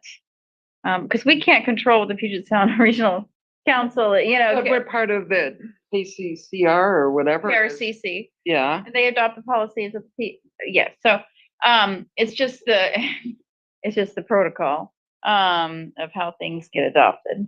And so they use, Were also adopted by the city council. So they When? I would have to look up the exact date on that, but Probably 2022. They were right. So the KRCC adopts all of the growth targets for both employment and population. And then KRC passes that, and then it's ratified by all the jurisdictions. So this has been adopted at KRCC, at the county, and then ratified by the city of Bremerton and all the cities within the jurisdiction. What happens if we fail to meet that target? It's a target, this is what, an aspiration, there is no measurement if it comes to reality or not, but we have to have all the zoning and regulations in place to make sure that this can. and just, I mean, there's a lot of data points that are taken to come up with that number. And so some of the organizations that collect that data, can you give us a little overview of how? So Washington State has demographers, and all of the growth targets are established at the state through the Office of Financial Management of the state of Washington. And then there's demographers that work for PSRC, and all those growth targets are basically allocated from the state to each of the regions established to their local regional governments like KRCC, and then they're cut up from there to each of the jurisdictional authorities of the cities of the county. So, And is the demographer data shared from the state to the county to the, state to the regional to the county? So when we looked at the 30-something% growth, We'll go to you next, Denise. that was 30% of the growth that was happening. We're not growing by 30%, right? So when I participated in an exercise, and I don't know if it was the final, or if it was just we literally used Lego pieces up at Island Lake. Maybe it was when I was planning commission, and they're like, okay, this is the pile, and it's like, okay, well, we'll take some, and but we're the biggest city, and so we're taking the biggest percentage of that 100%. So With the highest, proposed density, right? So that being said, once you get for presentation, this doesn't really require any zoning changes to accommodate. okay. So, while we had to change for housing, because we didn't have, zoning didn't accommodate the amount of housing that's projected, the amount of jobs is a different story. I want to hear from Councilor Fry really quick, and then I'd love to move on through your presentation. Councilor Fry or Denise. Yes, my understanding is that these numbers are almost a science. And it's not like somebody says, oh, let's just dump them all in Bremerton. You know, it's where the employment is, it's where the transportation is, it's where possibly the opportunity is. And I just think we need to be careful as we move along, but acknowledge that I at least I do feel comfortable with these numbers, and I think we're already on a good track to get there and be mindful of it. And it doesn't necessarily mean that all these people that are coming in are low income or anything like that. It's that we will see the largest growth, and to prepare for that. So I think challenging that at this point, I think this has been coming for a while. So, Thank but you. certainly clarifying it. Thank you. Thank you. Clarifying question. Okay, one clarifying question. So do these figures of employment and population include the shipyard? They do. They do. Thank you. And just so, I mean, that percentage increase is listed in tonight's packet, and we have included it with every planning commission packet. It always opens with that same opening statement that the city's population and jobs are due to increase by these percentage points. So Yeah. it should. You have told us many a time. Thank you, Mr. Jackson. I'd love to see the rest of your presentation. Always excited for these, so thank you. For the downtown regional center, just letting everybody know that the market study is available at bremerton2044.com. And then we just have a couple of interesting slides here from that market study. One showing that there was a lot of development downtown in the early 2000s. When the recession came, everything really flattened out. And while numbers for office and retail have stayed relatively flat, the amount of the square footage for multifamily residential has gone up substantially. That 2016 number, 2017, you can look at that and think that's the Spyglass coming online. And then the other multifamily projects going to that leap at the end in the square. There are a few others in between. So what you're saying is that we should be trending at the same rate as multifamily residential, that maybe retail and office should be trending at the same way to accommodate the needs of the, to make it a walkable city, right? Well, we had a Tiana Klein Bradley Scott was the planning commission, and relayed at the time that there was a surplus of office and retail space in downtown. So as that population increases, then the need for services will increase also. And I think that first what is more likely to be seen is that you will backfill those vacancies as the population increases before you may see increases in actual office or retail square footage. But that's for the markets to decide. Okay. Can't find a place to buy socks or underwear, then. Mercantile. Amazon, Mercantile. All right, Amazon. Yeah. Thank And you. another interesting factoid about the downtown economy, as it compares to Kitsap County, it is in the amount of storefront retail and office and storefront business that's present downtown.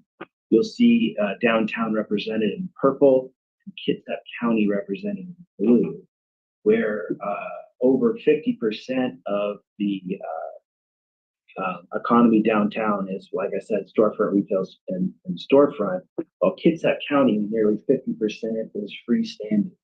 So That also known as vehicle centered.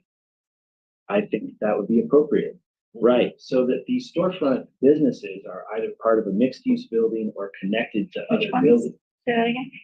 Freestanding is vehicle centered, like a Staples, for example, or Lowe's. Yeah, it's a Like you did. standalone commercial building that's not connected to another structure. Gotcha. So that does denote the more rural type of development pattern that you would see in Kitsap County as opposed to the city of Bremerton downtown, where you see more storefront retail. And lastly, just a reminder that the Downtown Regional Center also includes naval-based KidSat. That's part of the PSRC designated boundary that includes the shipyard. And we have been in coordination with NDK, updated numbers for their employment, and that the market study needs to be updated to include their most recent numbers. So we'll be working on that. And that the market study also recommends that we adopt some anti-displacement mitigation measures, which BCC and legal are working on. And that we advocate for KidSat Transit high-capacity transit service in the future. Displacement for residential and commercial? For displacement for residential and commercial, so yeah. I mean, we're working on the residential portion for now, but there are some measures that we'll be looking to PSRC for commercial. You know, the interesting thing about when you look at the base, like, there's a lot of work and employment that happens on the east side, but almost everybody who lives on the base lives on the west. Like it's not an easy thing to just like walk from the housing that's on the Navy base to the downtown. Right. They're more likely to walk to Charleston. the Charleston area. So in just even on the folks live aboard the ships on the west Right. side, and but the work happens on the right side. Is an interesting thing, District 5. Yeah. And It's District 4 after the shipyard. More people live in District 3. And the Puget Sound Industrial Center market study, also available, Bremerton2044.com. And primarily this market study was required per PSRC. There are a number of requirements to maintain our manufacturing industrial center status with PSRC, and the city is meeting those by and large, with the exception of minimum existing jobs. So a manufacturing industrial center needs to have a minimum existing 4,000 jobs in order to maintain that status. Currently, Puget Sound Industrial Center does not have that minimum number of jobs, so we're required to go through this market study exercise. Currently, there's around 1,700 existing jobs, with closer to 2,800 if you count jobs that are based in PSIC, but that perform that work elsewhere. Key findings from that market study are that we should encourage naval-based KidSat to consider developing PSIC as SIOP continues. That there be updated sub-area plan regulations for development standards. The market study met with local property owners and businesses for their feedback, and they had some suggestions for the sub-area plan. Those have all been implemented into the draft sub-area plan update. So that portion of the market study has been implemented, just needs to be adopted. And prioritize and fund infrastructure expansion. And this is a large part of that's been holding PSIC back from getting larger employment numbers is the lack of wastewater infrastructure. There's a number of options available, and those are going to be analyzed with the wastewater comp plan update. So that's something that they will be looking at to bring to the city council. And then just referencing naval-based KidSat as an important part of our economy. The council has seen this previously, but even among our peer jurisdictions that have a large share of federal employment, that KidSat far exceeds our peer federal employment institutions, including Washington, D.C., Marco, Honolulu, and others, as a share of our overall employment. So it can't be overemphasized how important naval-based KidSat is to our economy. And that is only going to be more so as the shipyard infrastructure optimization program progresses. You'll see up here a map of a map of potential improvements at naval-based Kitsap, including a potential new multi-mission dry dock for a new aircraft carrier and submarine fleet. The Navy has already announced that they are going to be needing over 10,000 square feet of office space and over 250,000 square feet of warehouse space. In March of 23, a nearly $50 million contract was awarded for the design of the new multi-mission dry dock. Just this month, a contract was awarded for $145 million for electrical upgrades through 2029. And while we don't have cost estimates yet for what that new multi-mission dry dock will cost, a more modest dry dock that was recently constructed or is under construction in Pearl Harbor has an estimated cost of $3.4 billion, and it's creating 2,500 local jobs. Permanent local jobs? No, that will last through the SIOP period. And what is the PSYOP period? Do we know? We do not know. The Navy's preferred alternative should be coming out before the end of the year, and we will know more at that time. And do we have the capacity for the square footage needed in some of our empty buildings? We've talked about what to do with underutilized space. Is that what we called it? So do we have capacity within our downtown core? And the Tim Ryan building is a great example. Right. Where 300 new employees will be, for the first time, fully occupying that beautiful building. And so when Tiana Kleinhoff also, when she addressed the Planning Commission, she did say that the Navy has some fairly specific requirements for naval offices. Yeah. Some structures downtown may not be able to meet that. Right. So I don't have the market knowledge to know, as far as existing structures and whether they can accommodate the Navy, but I'm sure we'll see that play out. It'll be interesting to see where we have capacity for that amount of square footage needed within our downtown core. Denise? Yeah. Denise, go right ahead. Yeah, Garrett, you know that I'm interested in the intersection between the role of the city and the role of the port and others in all of this. And I think that both of these areas that we're focusing on downtown, but I'm really interested in the Puget Sound Industrial Center. And how do we work closely enough with the port and others? What department's responsible? What is our role in that? So we have regular meetings with the Port of Bremerton staff to discuss ongoing development and any kind of implementation measures that are needed to make sure that permits are being issued on time. It's really just to check in to see how each jurisdiction is doing. So we work pretty closely and have a good relationship with the Port of Bremerton.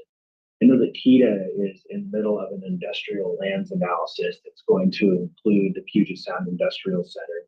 So more information to come once KEDA has that plan wrapped up also.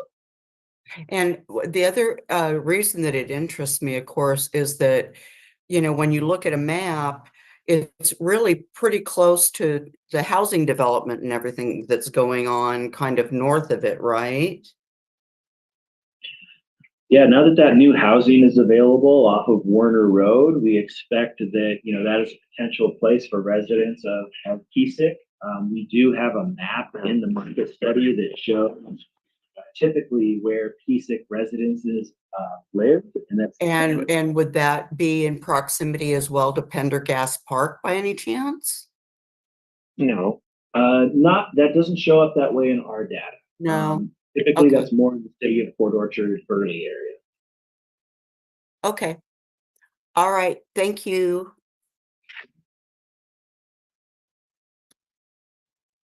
And then just moving into our draft environmental impact alternatives. Alternative 1, once again, being existing conditions, and alternative 2 and 3 being fairly similar.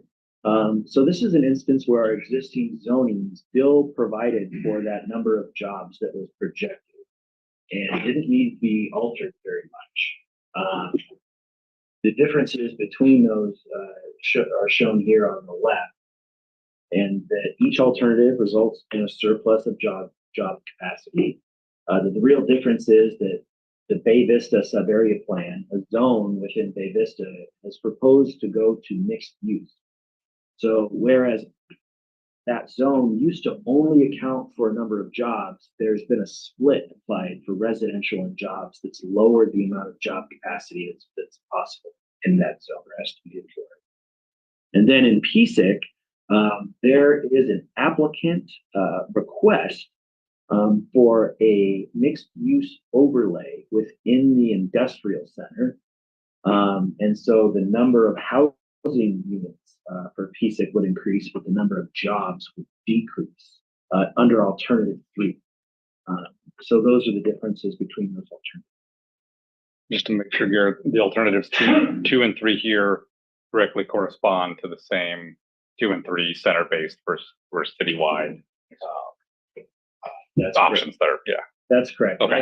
I can make sure that that's apparent during next week's presentation. it might be, yeah, maybe the under 2 and 3 do the citywide versus district based or center based. Yeah, absolutely.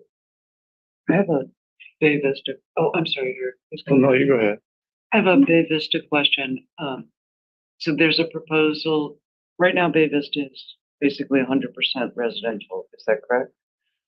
No, Because it's the sub area, except for Winco. Carl's Jr. And Carl's Jr. And the fire department, and sorry, PCHS. Thank you so much. There we go. They are constructing a campus there. Slowly, yes, because that's We how have building construction permits is. in. Yeah, and it's just that's how construction is. So other than that, it's, can we call it largely residential? Okay. I don't know. Sorry. So the mixed use alteration would result in more commercial development, is that correct? Or more residential development? Right now, residential is not an allowed use. So by having a mix, What? right now in that zone of Bay Vista, the okay. village commercial zone, Okay, residential is not an allowed use. So by adding mixed use, you would add a residential allowance, but there would still need to be a commercial. got it. Is this because that, I remember the original plan for that Bay Vista was to have like a pretty good sized retail area, but then I think Winco took up so much of it that it sort of, is this kind of the change from that to revert some of it to mixed? The idea behind it was that for village commercial, that people could live and work within walking distance. And that was the urban planning goal. The 15-minute city. So, but that I love being the said, 15-minute market city. is supporting residential development, and we have a letter of support from the property owner.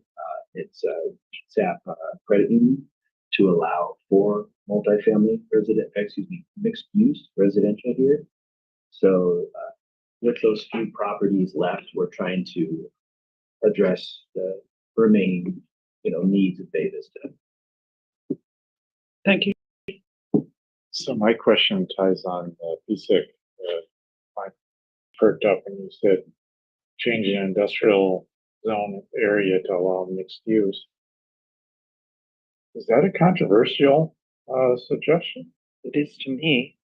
The reason why I bring that up is I'm familiar with the city of Tacoma, the port of Tacoma, down in the Tide Flats. And the port of Tacoma wanted to reserve that area for industrial use because when you have encroachment by residents, all of a sudden, after the residents get entrenched there, they complain about the noise in the industrial area.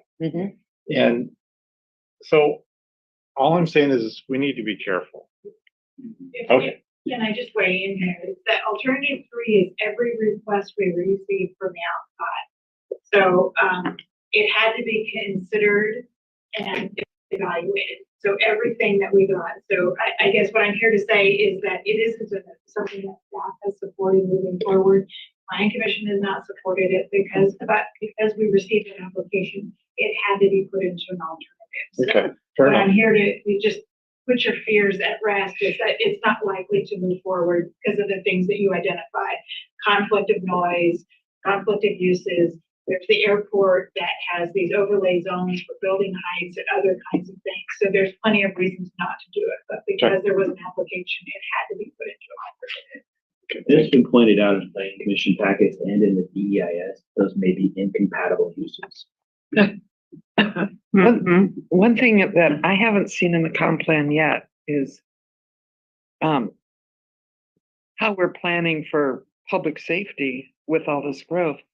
I'm not aware that we have any land set aside for additional fire or additional police, and the police are running out of room in the building they're in now.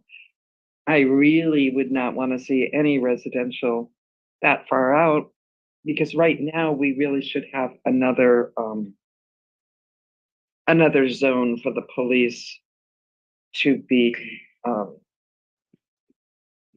driving through every day. Like there's some areas that we might be lucky if they're there twice a day, right? So We're talking about. by going for all this growth all over the place, like even at the top of Warner Road, that to me is more like sprawl. Even though it's in the city limits, it's like in order to keep our services less costly. Oh, you're all the way up there. There is a DEIS level of service that's identified for fire police with projected numbers that are needed to support that increase in population. So just it's not unaccounted for, is all that. And that's like critical to me. I don't know how we don't have enough police and fire now. And when we have that many more people spread out in all these little urban growth areas or, at the top of the Werner Road, I don't know how we're going to pay for that. And that's another reason that there aren't any new residential zoning areas that are identified. These are all carried over from the 2016 comp plan before. And the lion's share of any new growth that's proposed is proposed to be downtown, where you can have a more condensed service area for police.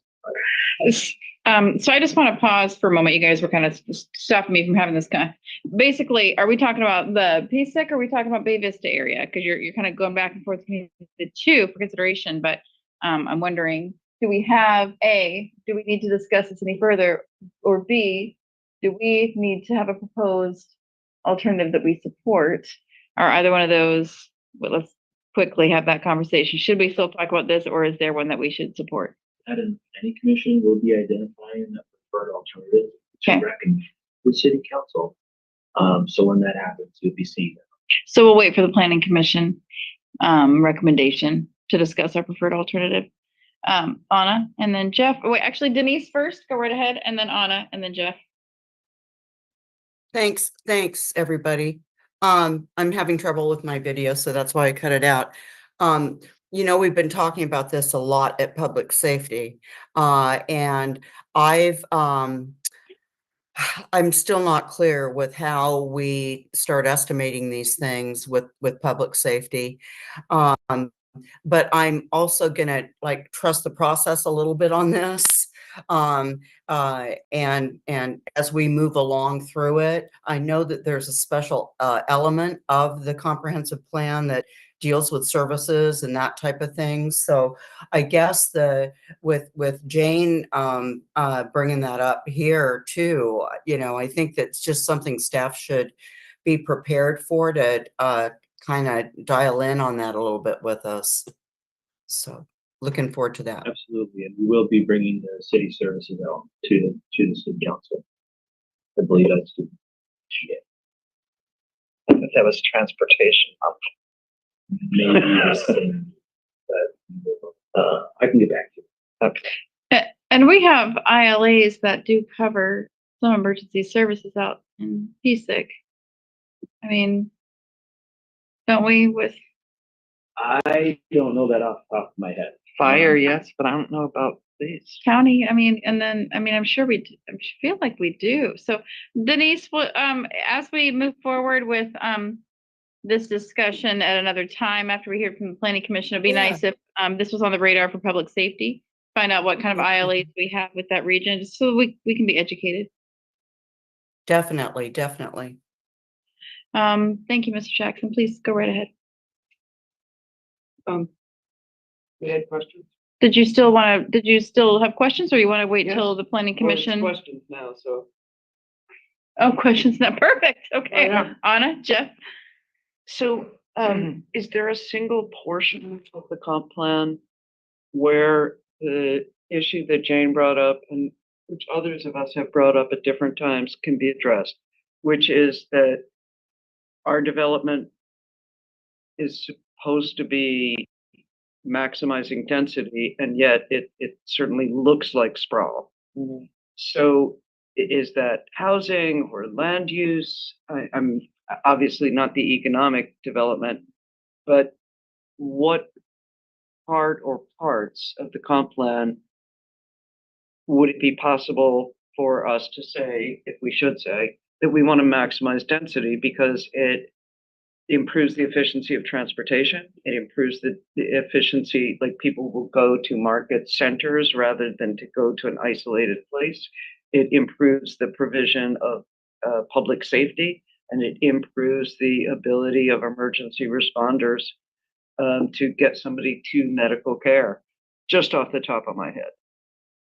So that being said, I think that for what's being called urban sprawl isn't being used correctly if you're part of the state. Okay, sure. The Growth Management Act designates urban areas in Washington state where urban development is allowed to occur. And that's in cities and in urban growth areas. So I can include this in a future presentation too. I have a map of Washington state, and it includes an area that has some color identifying where UGAs are located. It's a very small fraction of the state. So urban development has been planned to occur in UGAs and cities. And while someone might look into their backyard and see development occurring, on a statewide level, the development is occurring in this urban growth area so that it protects rural areas that are already designated. So I understand if within our jurisdiction, there's some concerns on the council on maintaining tree levels and urban services. We do plan for those in the comprehensive plan with level of service for each individual city service. But just that point of clarification if you have further questions. Well, I thank you, and I've learned a great deal from your answer, but it didn't answer my question, which is, even if we are using the term urban sprawl incorrectly, which is entirely possible, not our field of expertise, what we are seeing is development widely separated from other dense centers. We are not seeing like accretion of density. Like, for example, we don't see Charleston being people like setting up development around Charleston to make it a more dense area. What we see is things happening at the top of Warner Road. We see things happening at wide distances, and that makes using public transit or walkability both problematic, if not nearly impossible. So just to be brief, because I can feel Jennifer behind me saying, be brief. Well, I just want to, I have a counterpoint to your point though, that I would love to. So I'd just like to get an answer to this question, and then I'm happy to keep moving. Sure, and that's why we allow for a variety of housing types in the city. Right now, the market may be supporting single family homes, and so that's being constructed where that's allowed. But that being said, also, I believe even at the residential area end of Warner, I think it's still less than a 15-minute drive to downtown. So how far away these things are is kind of relative. And I know that Kitsap Transit is planning a park and ride over in the freeway corridor area where you could use transit options. Pardon me, I beg your pardon. So while we have populations that are growing, our services are growing with them. And I understand your point that I'm an urban planner. I love density. But as far as where we can create housing now, I guess that's a conversation for the city council. Okay, third and last time. So which elements of the comp plan would be addressing this density?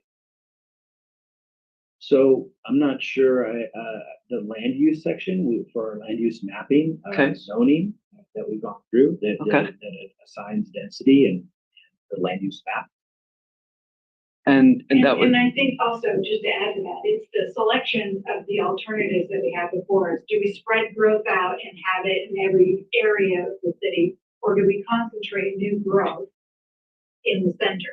And so what I'm hearing you say is that you are bending toward alternative two, is what you're saying. And so it's the selection of the alternatives, and the alternatives is everything combined. So is there one spot to answer your question that this is where you have to debate? There is no clear answer to that. So you're asking a question that's kind of quintessential to the overall comp plan and what the alternatives are before you. So alternative two is what you're speaking to. I'm going to stop talking. Yeah. Jeff? Thank you, Director Spencer. Thanks. No, excellent questions. Garrett, do you mind going back to the table that had all the employment numbers added up?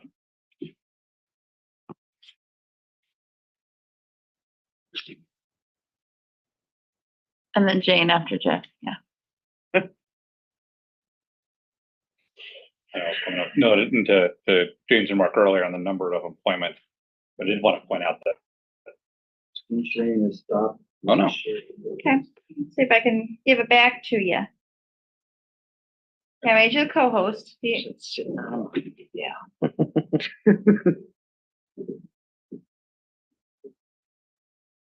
Sorry, no robots, no No.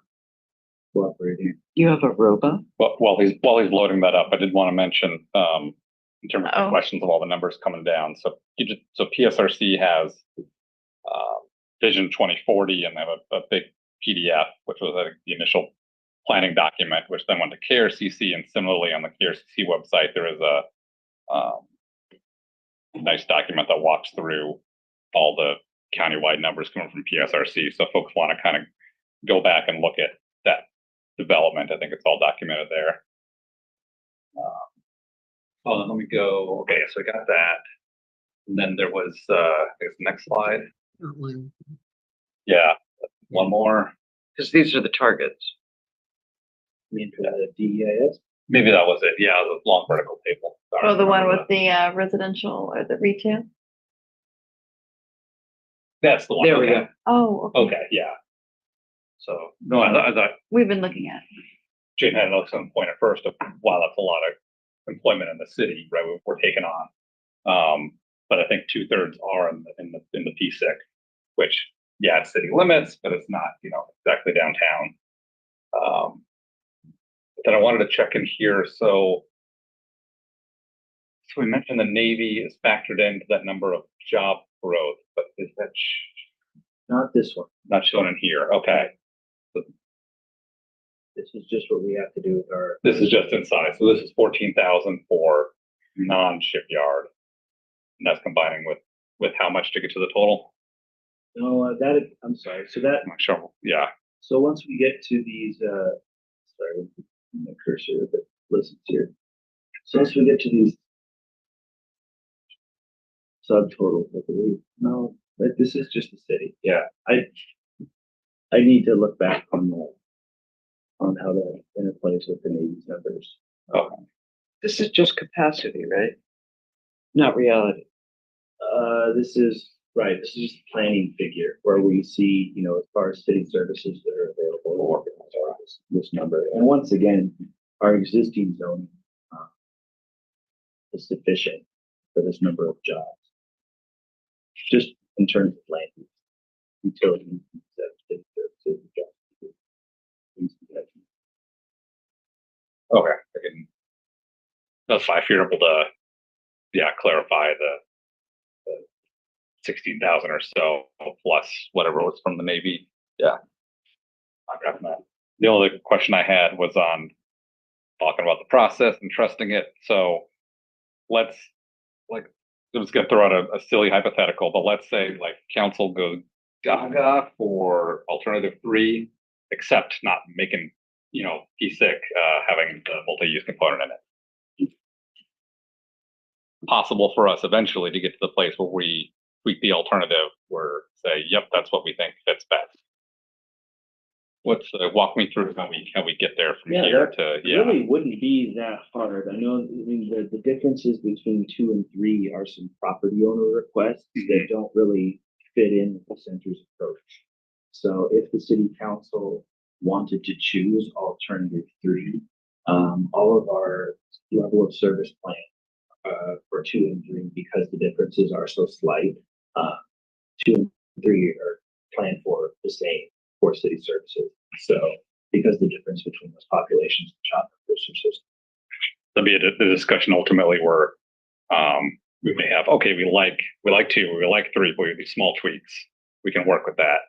But if we like one of those, but oh gosh, we have this huge large tweak we want to do, right? At what, I guess I'm getting at what point does, and we really need our utility professional. We need to know what the council is thinking, and then we need our utility professionals here to see how large of a change. I mean, they've run the numbers on transportation, water, wastewater, and so to put any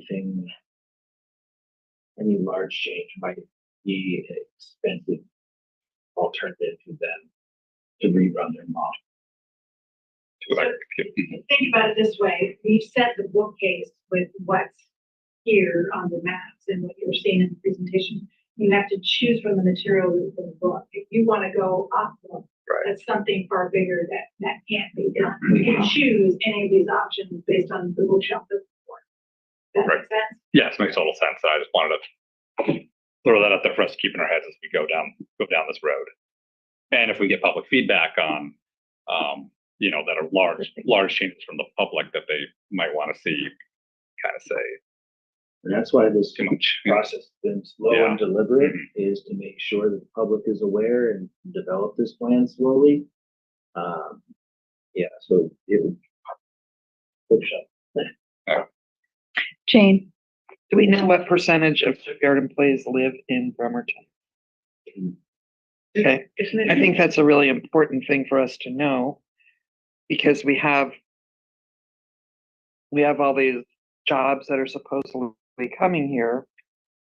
But if you look at Gorse traffic, a lot of the shipyard workers don't want to live in Bremerton. So why should we build housing for them? We have this number, if I can jump in, because when we toured last year, they gave us a nice presentation that broke down where the shipyard lived, and I have 50% in my head. But Wasn't it? That's compatibility. It's in the JCTP. Okay, I'll look at that up. And then And I'm sorry if I misspoke, do we have that number? We do not. all right, I'll find out the number. I'm happy to look that up. Yeah. Okay, and then my other big question is, can we change the outlines of the UGA? A lot of the land in the UGAs really isn't suitable for building. Like if you look at Enitai, and I mean, somebody bought it to build on it, but should lands like that really be in an urban growth area? And it's the same thing around Gorse. I mean, is that really, should that be part of our urban growth area? In December, so I would wonder if what kind of actions to the council. It's not something the planning staff as far as ties. So that the county gets to decide what our UGAs are. And so we have a process to concur, so we can say, no, we don't want this as part of the UGA. The UGAs that have been established, they've been established for a very long time. So there's a couple of the proposals that actually City of Bremerton asked to be added. So there's an area just north of Kitsap Lake, because we have sewer service in the area, and area south of Kitsap Lake, we've asked it to UGA, because we want to have complete jurisdictional authority around the lake and with all the city's utilities there. We asked for some addition to the UGA. There's been other UGA additions that minor tweaks right near the PSIC that we've supported, and but any other requests for UGAs we haven't gotten on it. So if the UGA is established, the county has done that and we can't modify it. There's been a couple of places I'll tell you we've advocated for adding to UGA, especially around the So Okay, and we don't have an annexation plan of any kind, right? At this time? we do not have any annexations underway. We have a tool that's available that people can go online to take a look at if the annexation makes sense to them, if they want to come in. Oh, I'm not saying they're asking us, I'm saying we're telling them, because we've already given them utility services. And the annexation law in the state of Washington, largely the control is of property owners' decision to annex. So that's So why are we giving them water? we provide them water. And you've seen the process if they request sewer service of what if we, we basically have to annex it. That's where there has to be an exception given to them if they don't want sewer infrastructure. So all we can do is provide incentives. Sorry to interrupt. And that this is in an urban growth area, and that this is one of the few places in Washington state where this housing can be built. And so, that these areas are in our water and sewer service area. So. Eric, any questions? Yeah, a couple just. I have go an ahead. observation, just historically, people are all panicked about these numbers. Sitting here and listening to this, and I can recall, believe it or not, around 2001 or so, we had these discussions about growth, and oh my gosh, the sky is falling. How are we going to handle all this? I want to say our population was between 38,000 and 40,000 at the time, depending on if a ship was in. And, and feel like that. now we're looking at 44,000 now, 20 years later. Just relax. I don't, and look at the PSIC numbers. The only wild card I could see is this base build out. Other than that, PSIC, Puget Sound, whatever you want to call it now, used to be whatever it used to be called. It's happening. Skia, thank you. It hasn't met expectations ever. No. So don't think it's all of a sudden, again, the wild card, I guess, would be the Navy and their bill up. I don't see, whatever, maybe it happens. But we got the sewer limitation. How many hundreds of millions of dollars in roads is that going to cost? We don't have the money for that. I don't care what your demographers say. It's not going to happen. More likely than not, it's not going to happen. That's just based on the history of this area. And So then we don't rain on everybody's incentivize. parade that thinks we're going to be this big growth magnet. There will be growth, but I think not like that. I'm gonna write down that you said that because That's fine. No, Discussion. and thank you, Eric. A couple of I'm with you. I've been here for a while. I haven't seen the numbers grow as much. This is capacity. This is capacity. This is like a target, right? So we have this kind of capacity. And that's if I could add, that's the exercise before us. We have to demonstrate that we have the capacity. Right. The reality is that the market conditions will drive whether or not it happens. But we are under state law that we have to show the capacity for the growth. And that's what these alternatives are showing or not showing. In the case of alternative one, when it comes to housing, we're not meeting it. Alternative one needs the satisfaction for economic development, but is that the right way to go? We will be choosing that. Thank you. Couple follow-up questions. I'm super curious about the Harrison Heights employment capacity, where it feels pretty high for that area, but maybe it's because there's so many. The capacity is in the buildings that are currently existing there. But what about the economy of that area? I guess I'm confused why it's 2,700, 2,770. There was a separate analysis done for that sub-area plan, where there was an environmental impact analysis that looked at what was the capacity for jobs. in Harrison Heights. And that was the number that our consultants came to. That was a rare. And it also. What industries are there that are, It also had market analysis with it, so it had economic part of it in conjunction with the environment. So the economists looked at it and said, if you do the following things, here's what the likely capacity would be in conjunction with what we did with the okay, all right. Because So it's it's part just, of the redevelopment, it's part of the redevelopment as well as what's there, correct? So if we the go into, plan. right, if we go into the housing with the, retail and all of that, that adds more jobs. Is that- Okay, is so it's a that- target. Going back to, and that'd be great if it comes to fruition. You have to have those plans in place. I just, I would love to see that area grow, but I don't see it growing to that capacity. So to Eric's point, I mean, there'll be some growth, in that area, but, and I just Well, wanted to I put it out. I believe in it as the district. Oh, it's not that I don't believe in it. I mean, this is an exercise in demonstrating capacity. Coke, not Kool-Aid. Oh, God. I don't drink Kool-Aid, Eric. You know what? We can let Denise drink. We can let Denise be optimistic for all of us.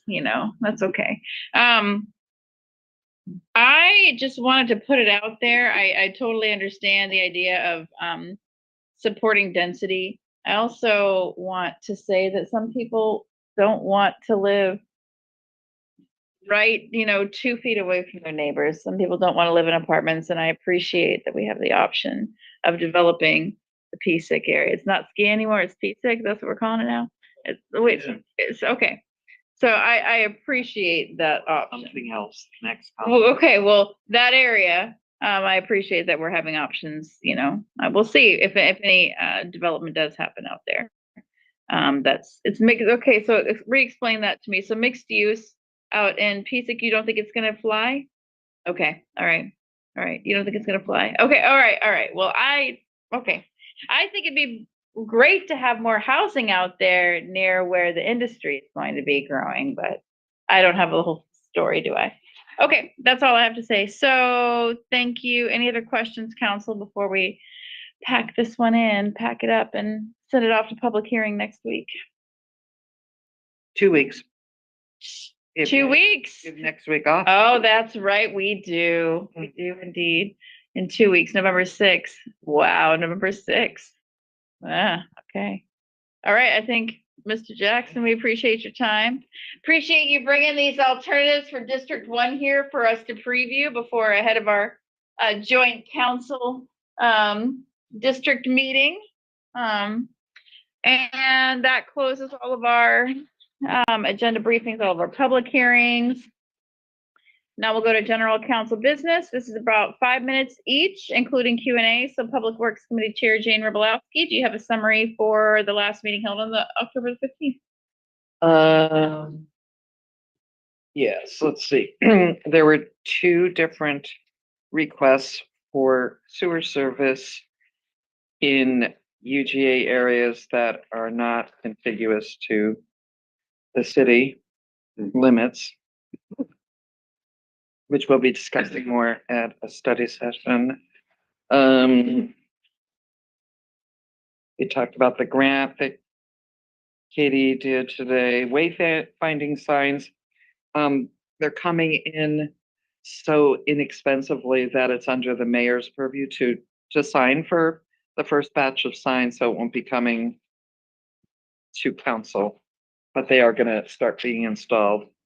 Kitsap Way planning study is coming to us November 13th at the study session and 20th for public comment, so that we can adopt or not adopt or adjust the Kitsap Way planning study.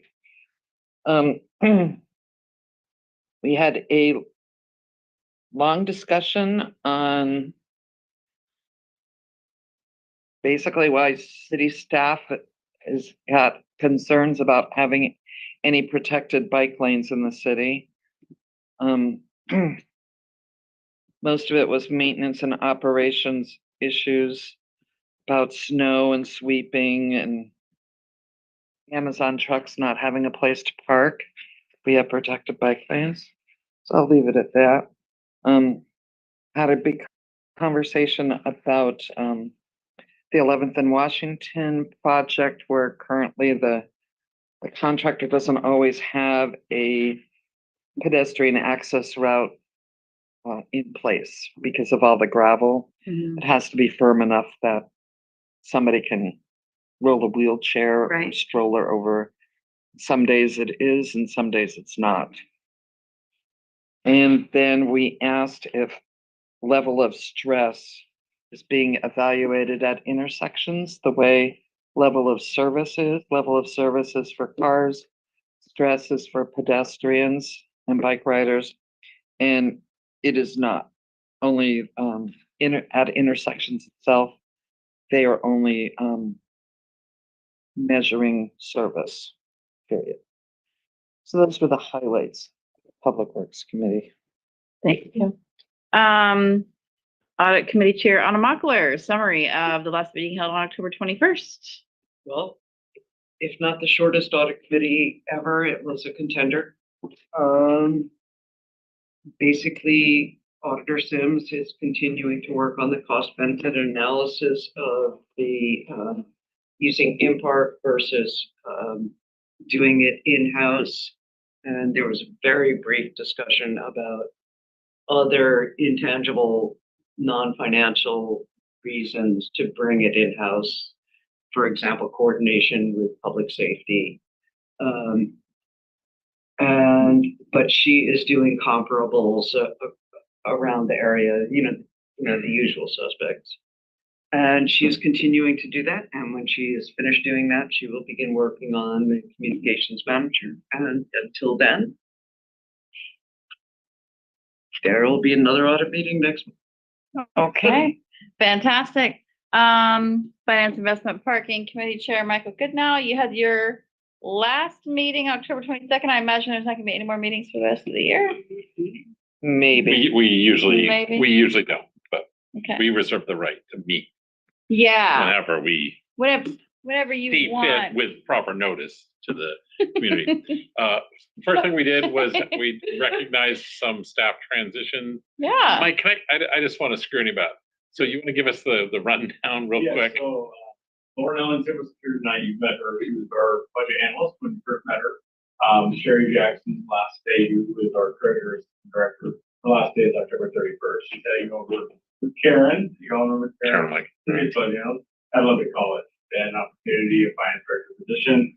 So happy for Sherry. She was offered that job. She accepted it. So Lauren has moved into Sherry's position. She held the Apollo. And Missy Gaines is who we introduced last night. She's a new budget analyst. She comes to us from PV, who's the accounting manager there. Previously worked with Lauren in the city of Palco as the budget finance manager, previous to Lauren being the budget manager in Palco. So she's here. She's been here since last Wednesday. We've got other changes in the department, but that's who we introduced. Thanks. We Switches chair. also went over some loan agreements that I don't have the details on, but and we had a discussion about the Comcast franchise fees and how they support BCAT.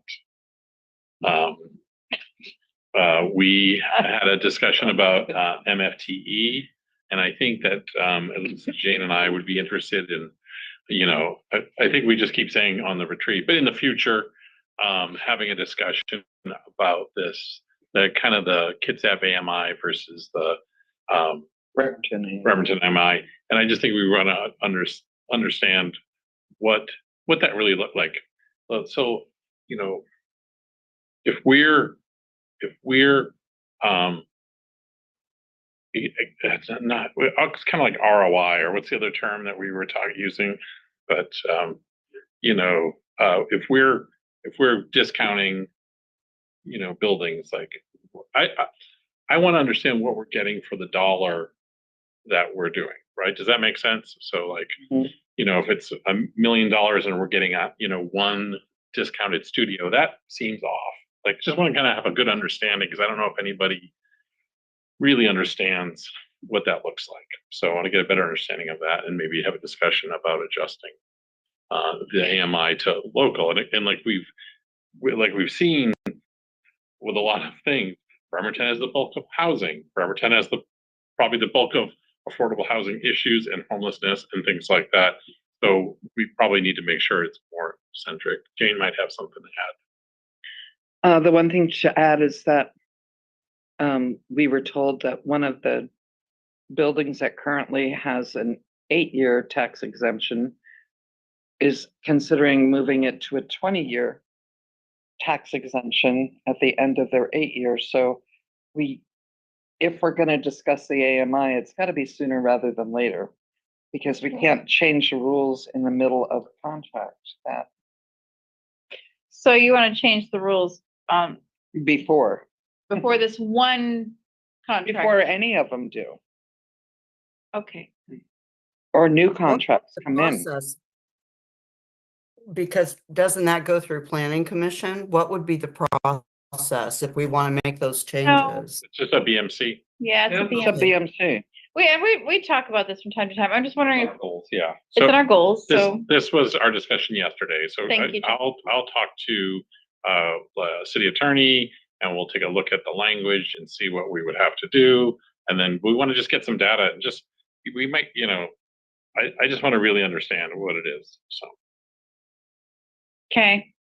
I'm looking right at y'all because I feel like we've had this discussion. Oh, we've with had this you discussion so many times. Yeah, but I mean, We've never completed the discussion. We've talked about talking about it, but we haven't talked Jane, about it. yeah, so Jane, so we have had this discussion, but we haven't always come to a conclusion after that discussion. I think We've found information out, like there's certain metrics that we can't change, but there are certain metrics that we can. So it needs to be brought back up. I just think that we need to look at what that change will actually do for a citizen looking for housing. I just want to really get my head around it. Like, I at least definitely support the program as a concept to build housing units. But then there's a side of it that's like, is it really helping Right. the affordable housing aspect? So I just want us to really get it clear. So what I'd like to do is try to get as much information, questions answered for ideally a quick presentation and a discussion, as opposed to like something that's going to be a long process. And what I appreciate is the lens of, is it worth the money if they're only having one unit? If there's 2 units, if there's 3 and they're getting $1 million a year, we could do a lot more with that money. So, okay. You got to be careful with the assumption that we would have that money, because there's also you have to realize that the buildings might never been built, and that money is gonna come to us when these years roll out. But there's too many things that we don't understand. So give us some time. Let's bring it up Different after the budget season. Is there Okay, so a question about what we discussed at finance? Anna. This was last brought before council in spring 22. So we're done? Yeah, that was just Okay, the whole good. question. Is that correct? I don't know. Okay. I'm not that person that knows what time at the meeting. So we it gets had. brought up off the cuff all the time. But planning brought it. We had a proposal before you. There was 4 different areas that were going to change. Yep. Council chose 2 of the options. Yep. And adjusting the EMI for a Bremerton factor was not adopted. So I suggest if you want to look at stuff, if you roll back to that packet of the information that was presented to the council at that time, just to familiarize. So I'm mostly interested in getting some data to look at. do you want this to go through finance first? Mhm. Okay. Yeah. All right. And Mike, You want to reference the meeting that on March 27th, Okay. And we had a discussion, we came with a recommendation, and that was, it would be nice to see it happen again. So it's gonna happen through finance. You'll let me know when it's happening. Maybe it won't, but again, it's weird because that's why we might also meet, but we're just going to try to, gotcha. we don't necessarily have to have a meeting to start aggregating some of this data. Yes, yeah. So anyways. Okay, so maybe there'll be a meeting in December. Okay. No, November. November, okay. Yeah. And then we obviously talked about the budget workshop, but we didn't clarify there were snacks provided. It sounds like we will have pizza and salad I'll tell you tomorrow. There will be. So, All All right. right. And we're gonna be meeting in your office, right? All right. Tear that place out. I heard about that. Okay, Michael, no, you didn't know, I didn't know, I was gone, Anna was chairing, so we're gonna be meeting in the mayor's office for our budget workshops. Isn't that nice? It was We used to Michael's do that. suggestion. Yeah, we used to do that. Yeah. Back in the day. You have a big screen, Vikings versus Rams. Uh-oh. There we go. Did you see what the time was? I don't think the Vikings are starting that early, are they? 5:15 Pacific time. Yeah, well, the meeting's. That'll be down in his room. Hold on a minute, I got a whole spiel about the done. budget workshop. I'm done. Okay. I'm done with finance. You're the And best. scene. And scene. Okay. Any council member who attended a regional or other committee or board since the last study session? And I would also like to provide us with a brief summary. About 5 minutes or less. Kitsap Transit, whoa, doom. We're all going to run out of money immediately. I think the most interesting thing that came out of the recent Kitsap Transit was that a bus route is considered to adequately serve an urban area if it is 3/4 of a mile away. Which seems like quite a bit to me. Ride the bus. Yeah. That was basically it. We are gearing up for budget at Kitsap Transit, just the way everybody else is. Mayor, am I missing something important? Nope. Okay. Okay, thank you. Jeff? KRCC transportation policy. We just finished the 2024 cycle. Bremerton got 11th Street funding. Next one's 2026, so they're starting to review the criteria, so way in advance. The only other item was their PSRC had kind of put out this idea of when projects are ranked to take the lowest of them and ensure that they never get funding, because funding becomes available down the road after the process. And I think both Mayor and I and pretty much everyone at the KRCC meeting said, we don't like that. Because, Why would they want to do that? In my opinion, it was bad statistics, metrics driving the wrong behavior. And anyway, so KRCC will likely be pushing back on that. Saying, no, please, we're not doing that. Nice. Otherwise, it was a quick meeting. I got a quick conference summary place the Walla Walla conference was great. Neat, vibrant downtown they got. They're about 3/4 our size, but it's a really cool, compact, walkable, small business downtown. Can you remind me the city that you were in? Walla Walla. Walla Walla. I know you said, okay. The city's so nice, they named it twice. That's their tagline. At least they have a vision. It was neat, yeah. So what's neat about it, it was actually the 40th anniversary of Walla Walla's Downtown Association and the 40th anniversary of the Main Street program. So they coincided at the same time. So both having birthdays. But yeah, Walla Walla, because random quick notes, and then I'll send out a summary, and I'm trying to get the slides from a lot of the talks. But essentially, they give a substantial chunk of their LTAC to their downtown association. Have been for 40 years, so they've been funding their downtown association a long time. Obviously, a lot of great talks on historic preservation. We're looking at the very early stage of getting a historic preservation ordinance. Made a lot of good contacts on, and always ask, like, how much staff time do you guys use from different cities? And for the small ones just starting out, it can be a small fraction of a FTE. It's a lot, but some good comparison notes and some people I can tap into. And then interesting talk, like if we're looking down the road after the simple historic preservation ordinance to get some both tax incentives and state funding for things like improving facades, you can down the road go down to a point where Vancouver has done it, a couple of the bigger cities, but you're actually creating historic districts. And what was neat is you can basically define it, and you want to have a coherent kind of story about it, of a time and a place, and these are all from the same time period, and this is why they were all built in all the same style. And in that case, you can get the citizens to 50% plus one voted as a historic district. And then that allows homeowners to get additional property tax incentives and direct funding to help maintain kind of the historic nature of that neighborhood. So that's way down the road compared to where we're at, but it was neat to see what other cities are doing that have been doing this 20 years. And they had a neat fund where money from demolition permit fees would then go back to homeowners for historic preservation. So neat housing there, or neat funding.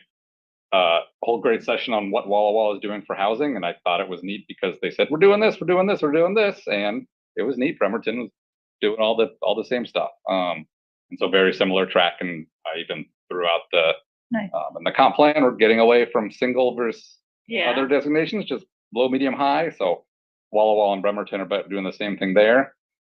State law, isn't it? I don't think that was state law we're choosing, but yeah. I think that what the state law is that you have to focus on increasing density. And there's no more single family. There's suggested, do you want to chime in? If I could, it's low, medium, high residential, and it's not single family residential, it's low, medium, and high. But similar on the infill and duplex, triplex, CDUs, et cetera. Nice. The good session on combining federal tax credits with other incentives to convert commercial buildings to housing. That was neat. So I'll send those slides. Another good one on America 250. So in 2026 is the semi-quincentennial, half 500-year anniversary.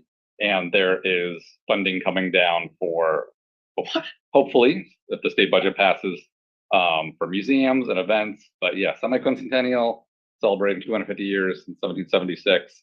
And I think it's something we should start thinking about city-wise. We'll also have World Cup that year, and it'll be a busy one. But they recommended that cities start looking at establishing committees for events if they're, local events, funding may be coming down. So that was great. 10 and a half. The last one I went to, of course, we kind of split up folks in DBA. I went to different sessions on collaboration, but last one was neat. But it was essentially focused on looking at historic preservation with a racial equity lens, and looking at redlining and racial covenants, and essentially how that affects things over time, how folks of color had less resources, couldn't home loans, back, and that has propagated to the point where there are historic buildings in communities of color that ended up not as well preserved. So if you're establishing a ordinance to set goals of what building counts as historically preserved or not, you want to be aware of that, and that some buildings, just because they weren't maintained as well, look at your criteria with that equity lens, that you're not discarding them. So it's a good conference. Okay, thank you. Hours, yeah. This is a regional board committee, right? It's the webinar that I took. Oh, yeah. Okay. So I took the budget webinar from Association of Washington Cities, and I found it fascinating, and I'm looking forward to taking the long one. It's almost 8 o'clock, so this is the 3-slide out of 28 slides version that I'm giving you. For me, the most interesting part was the strategic planning process, which in their budget calendar starts in July. And that's when you find out what does the community want as priorities. And that feeds into what are the council's goals. The council then works with the administration to develop a work plan to make those goals happen. And that work plan includes assessment and, how do you determine if the goal was actually attained? And just it's lots of continually looping back. For me, like the notion that the community would speak to us and that we would that's what our goals and priorities are for. That was a big deal for me. I'm really cutting this down, I promise you. It was an hour and a half. Basically, their budget calendar starts in June when you start really putting together your goals, adopting policies, have public hearings, etc. I'm going to send you guys these slides because I really appreciate your patience in listening to this. But for me, this is a step towards participatory budgeting. And I was very impressed by AWC. So I sent this out hoping it would get to all of you, but I'll send it out again saying, please send this to all of you. Thank you. Yeah. Is that not in the packet? Well, I downloaded my packet this morning. I believe it's in the packet at the very end. Cool. Is it? Let me double check. Yep. It is, these are the two that you just showed. Yep. There should be 3. Yeah. Boom, boom, boom. It's in. Great. So we can review it. All right. Fantastic. Thank you for sharing that. Just putting in a good of the order thing. It'd be really great to know when the packet is updated. It's always going to be updated like an hour before the meeting every time. There's going to be additional materials that are added right before the meeting. Well, I understand that the majority of council doesn't want to enforce the agenda bill policy, but that's an hour, which includes me driving here. It's not going to give me much time to do oversight.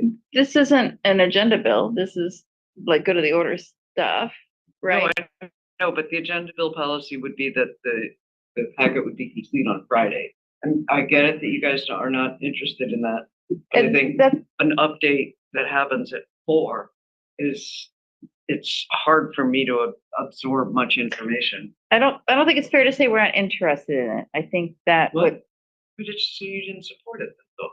I don't think it's fair to say we don't support it. I think what's fair is that your materials were added. They were added later than you expected, and that's fair that they are added, but maybe you would have liked to see them added earlier. Is there another specific example of how the agenda packet wasn't updated with the information related to the agenda bills that you have? Point of order and ask maybe this conversation can happen offline between the two of you. I would appreciate that, because to my knowledge, the packet was updated appropriately at a timely manner. Eric. On a lighter note. Yes. I was thinking about this sesquicentennial. Sesquicentennial. How do you say So quincentennial, 500 years, semi-quincentennial. Okay, so quincentennial? I'm two gonna of us here, I won't name names, Have been weren't on the around for council, the though. bicentennial, but you guys all remember how nuts the bicentennial. Hey, wait a minute. Everything Jefferson were like, everything had bicentennial, this I cars had know. bicentennial stripe. This sesquicentennial thing, whatever, that ain't happening. It's not gonna be like the bicentennial. That's just a marketing, I wanna do this, ain't I happening. lived near Philadelphia and they changed the name of the TV station to It Bicentennial. was nuts. It was absolutely- just a way for people to. I remember painting fire hydrants red, white, and blue. How old were you? Oh, I like to ask. Oh, Denise. Laughing.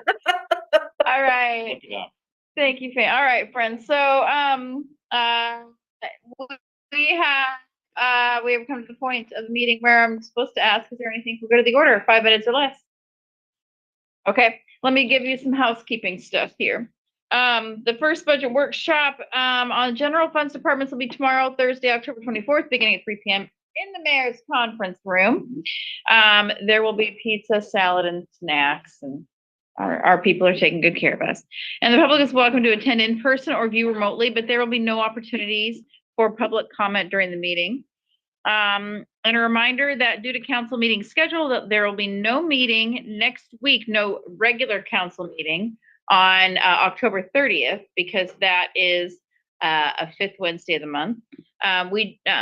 So on Wednesday, November 6th, we'll have our next council meeting. We will, however, have another budget workshop on Monday, the 28th. And so same deal, different topic, but we'll be in the mayor's office. So October 28th, beginning at 3 p.m.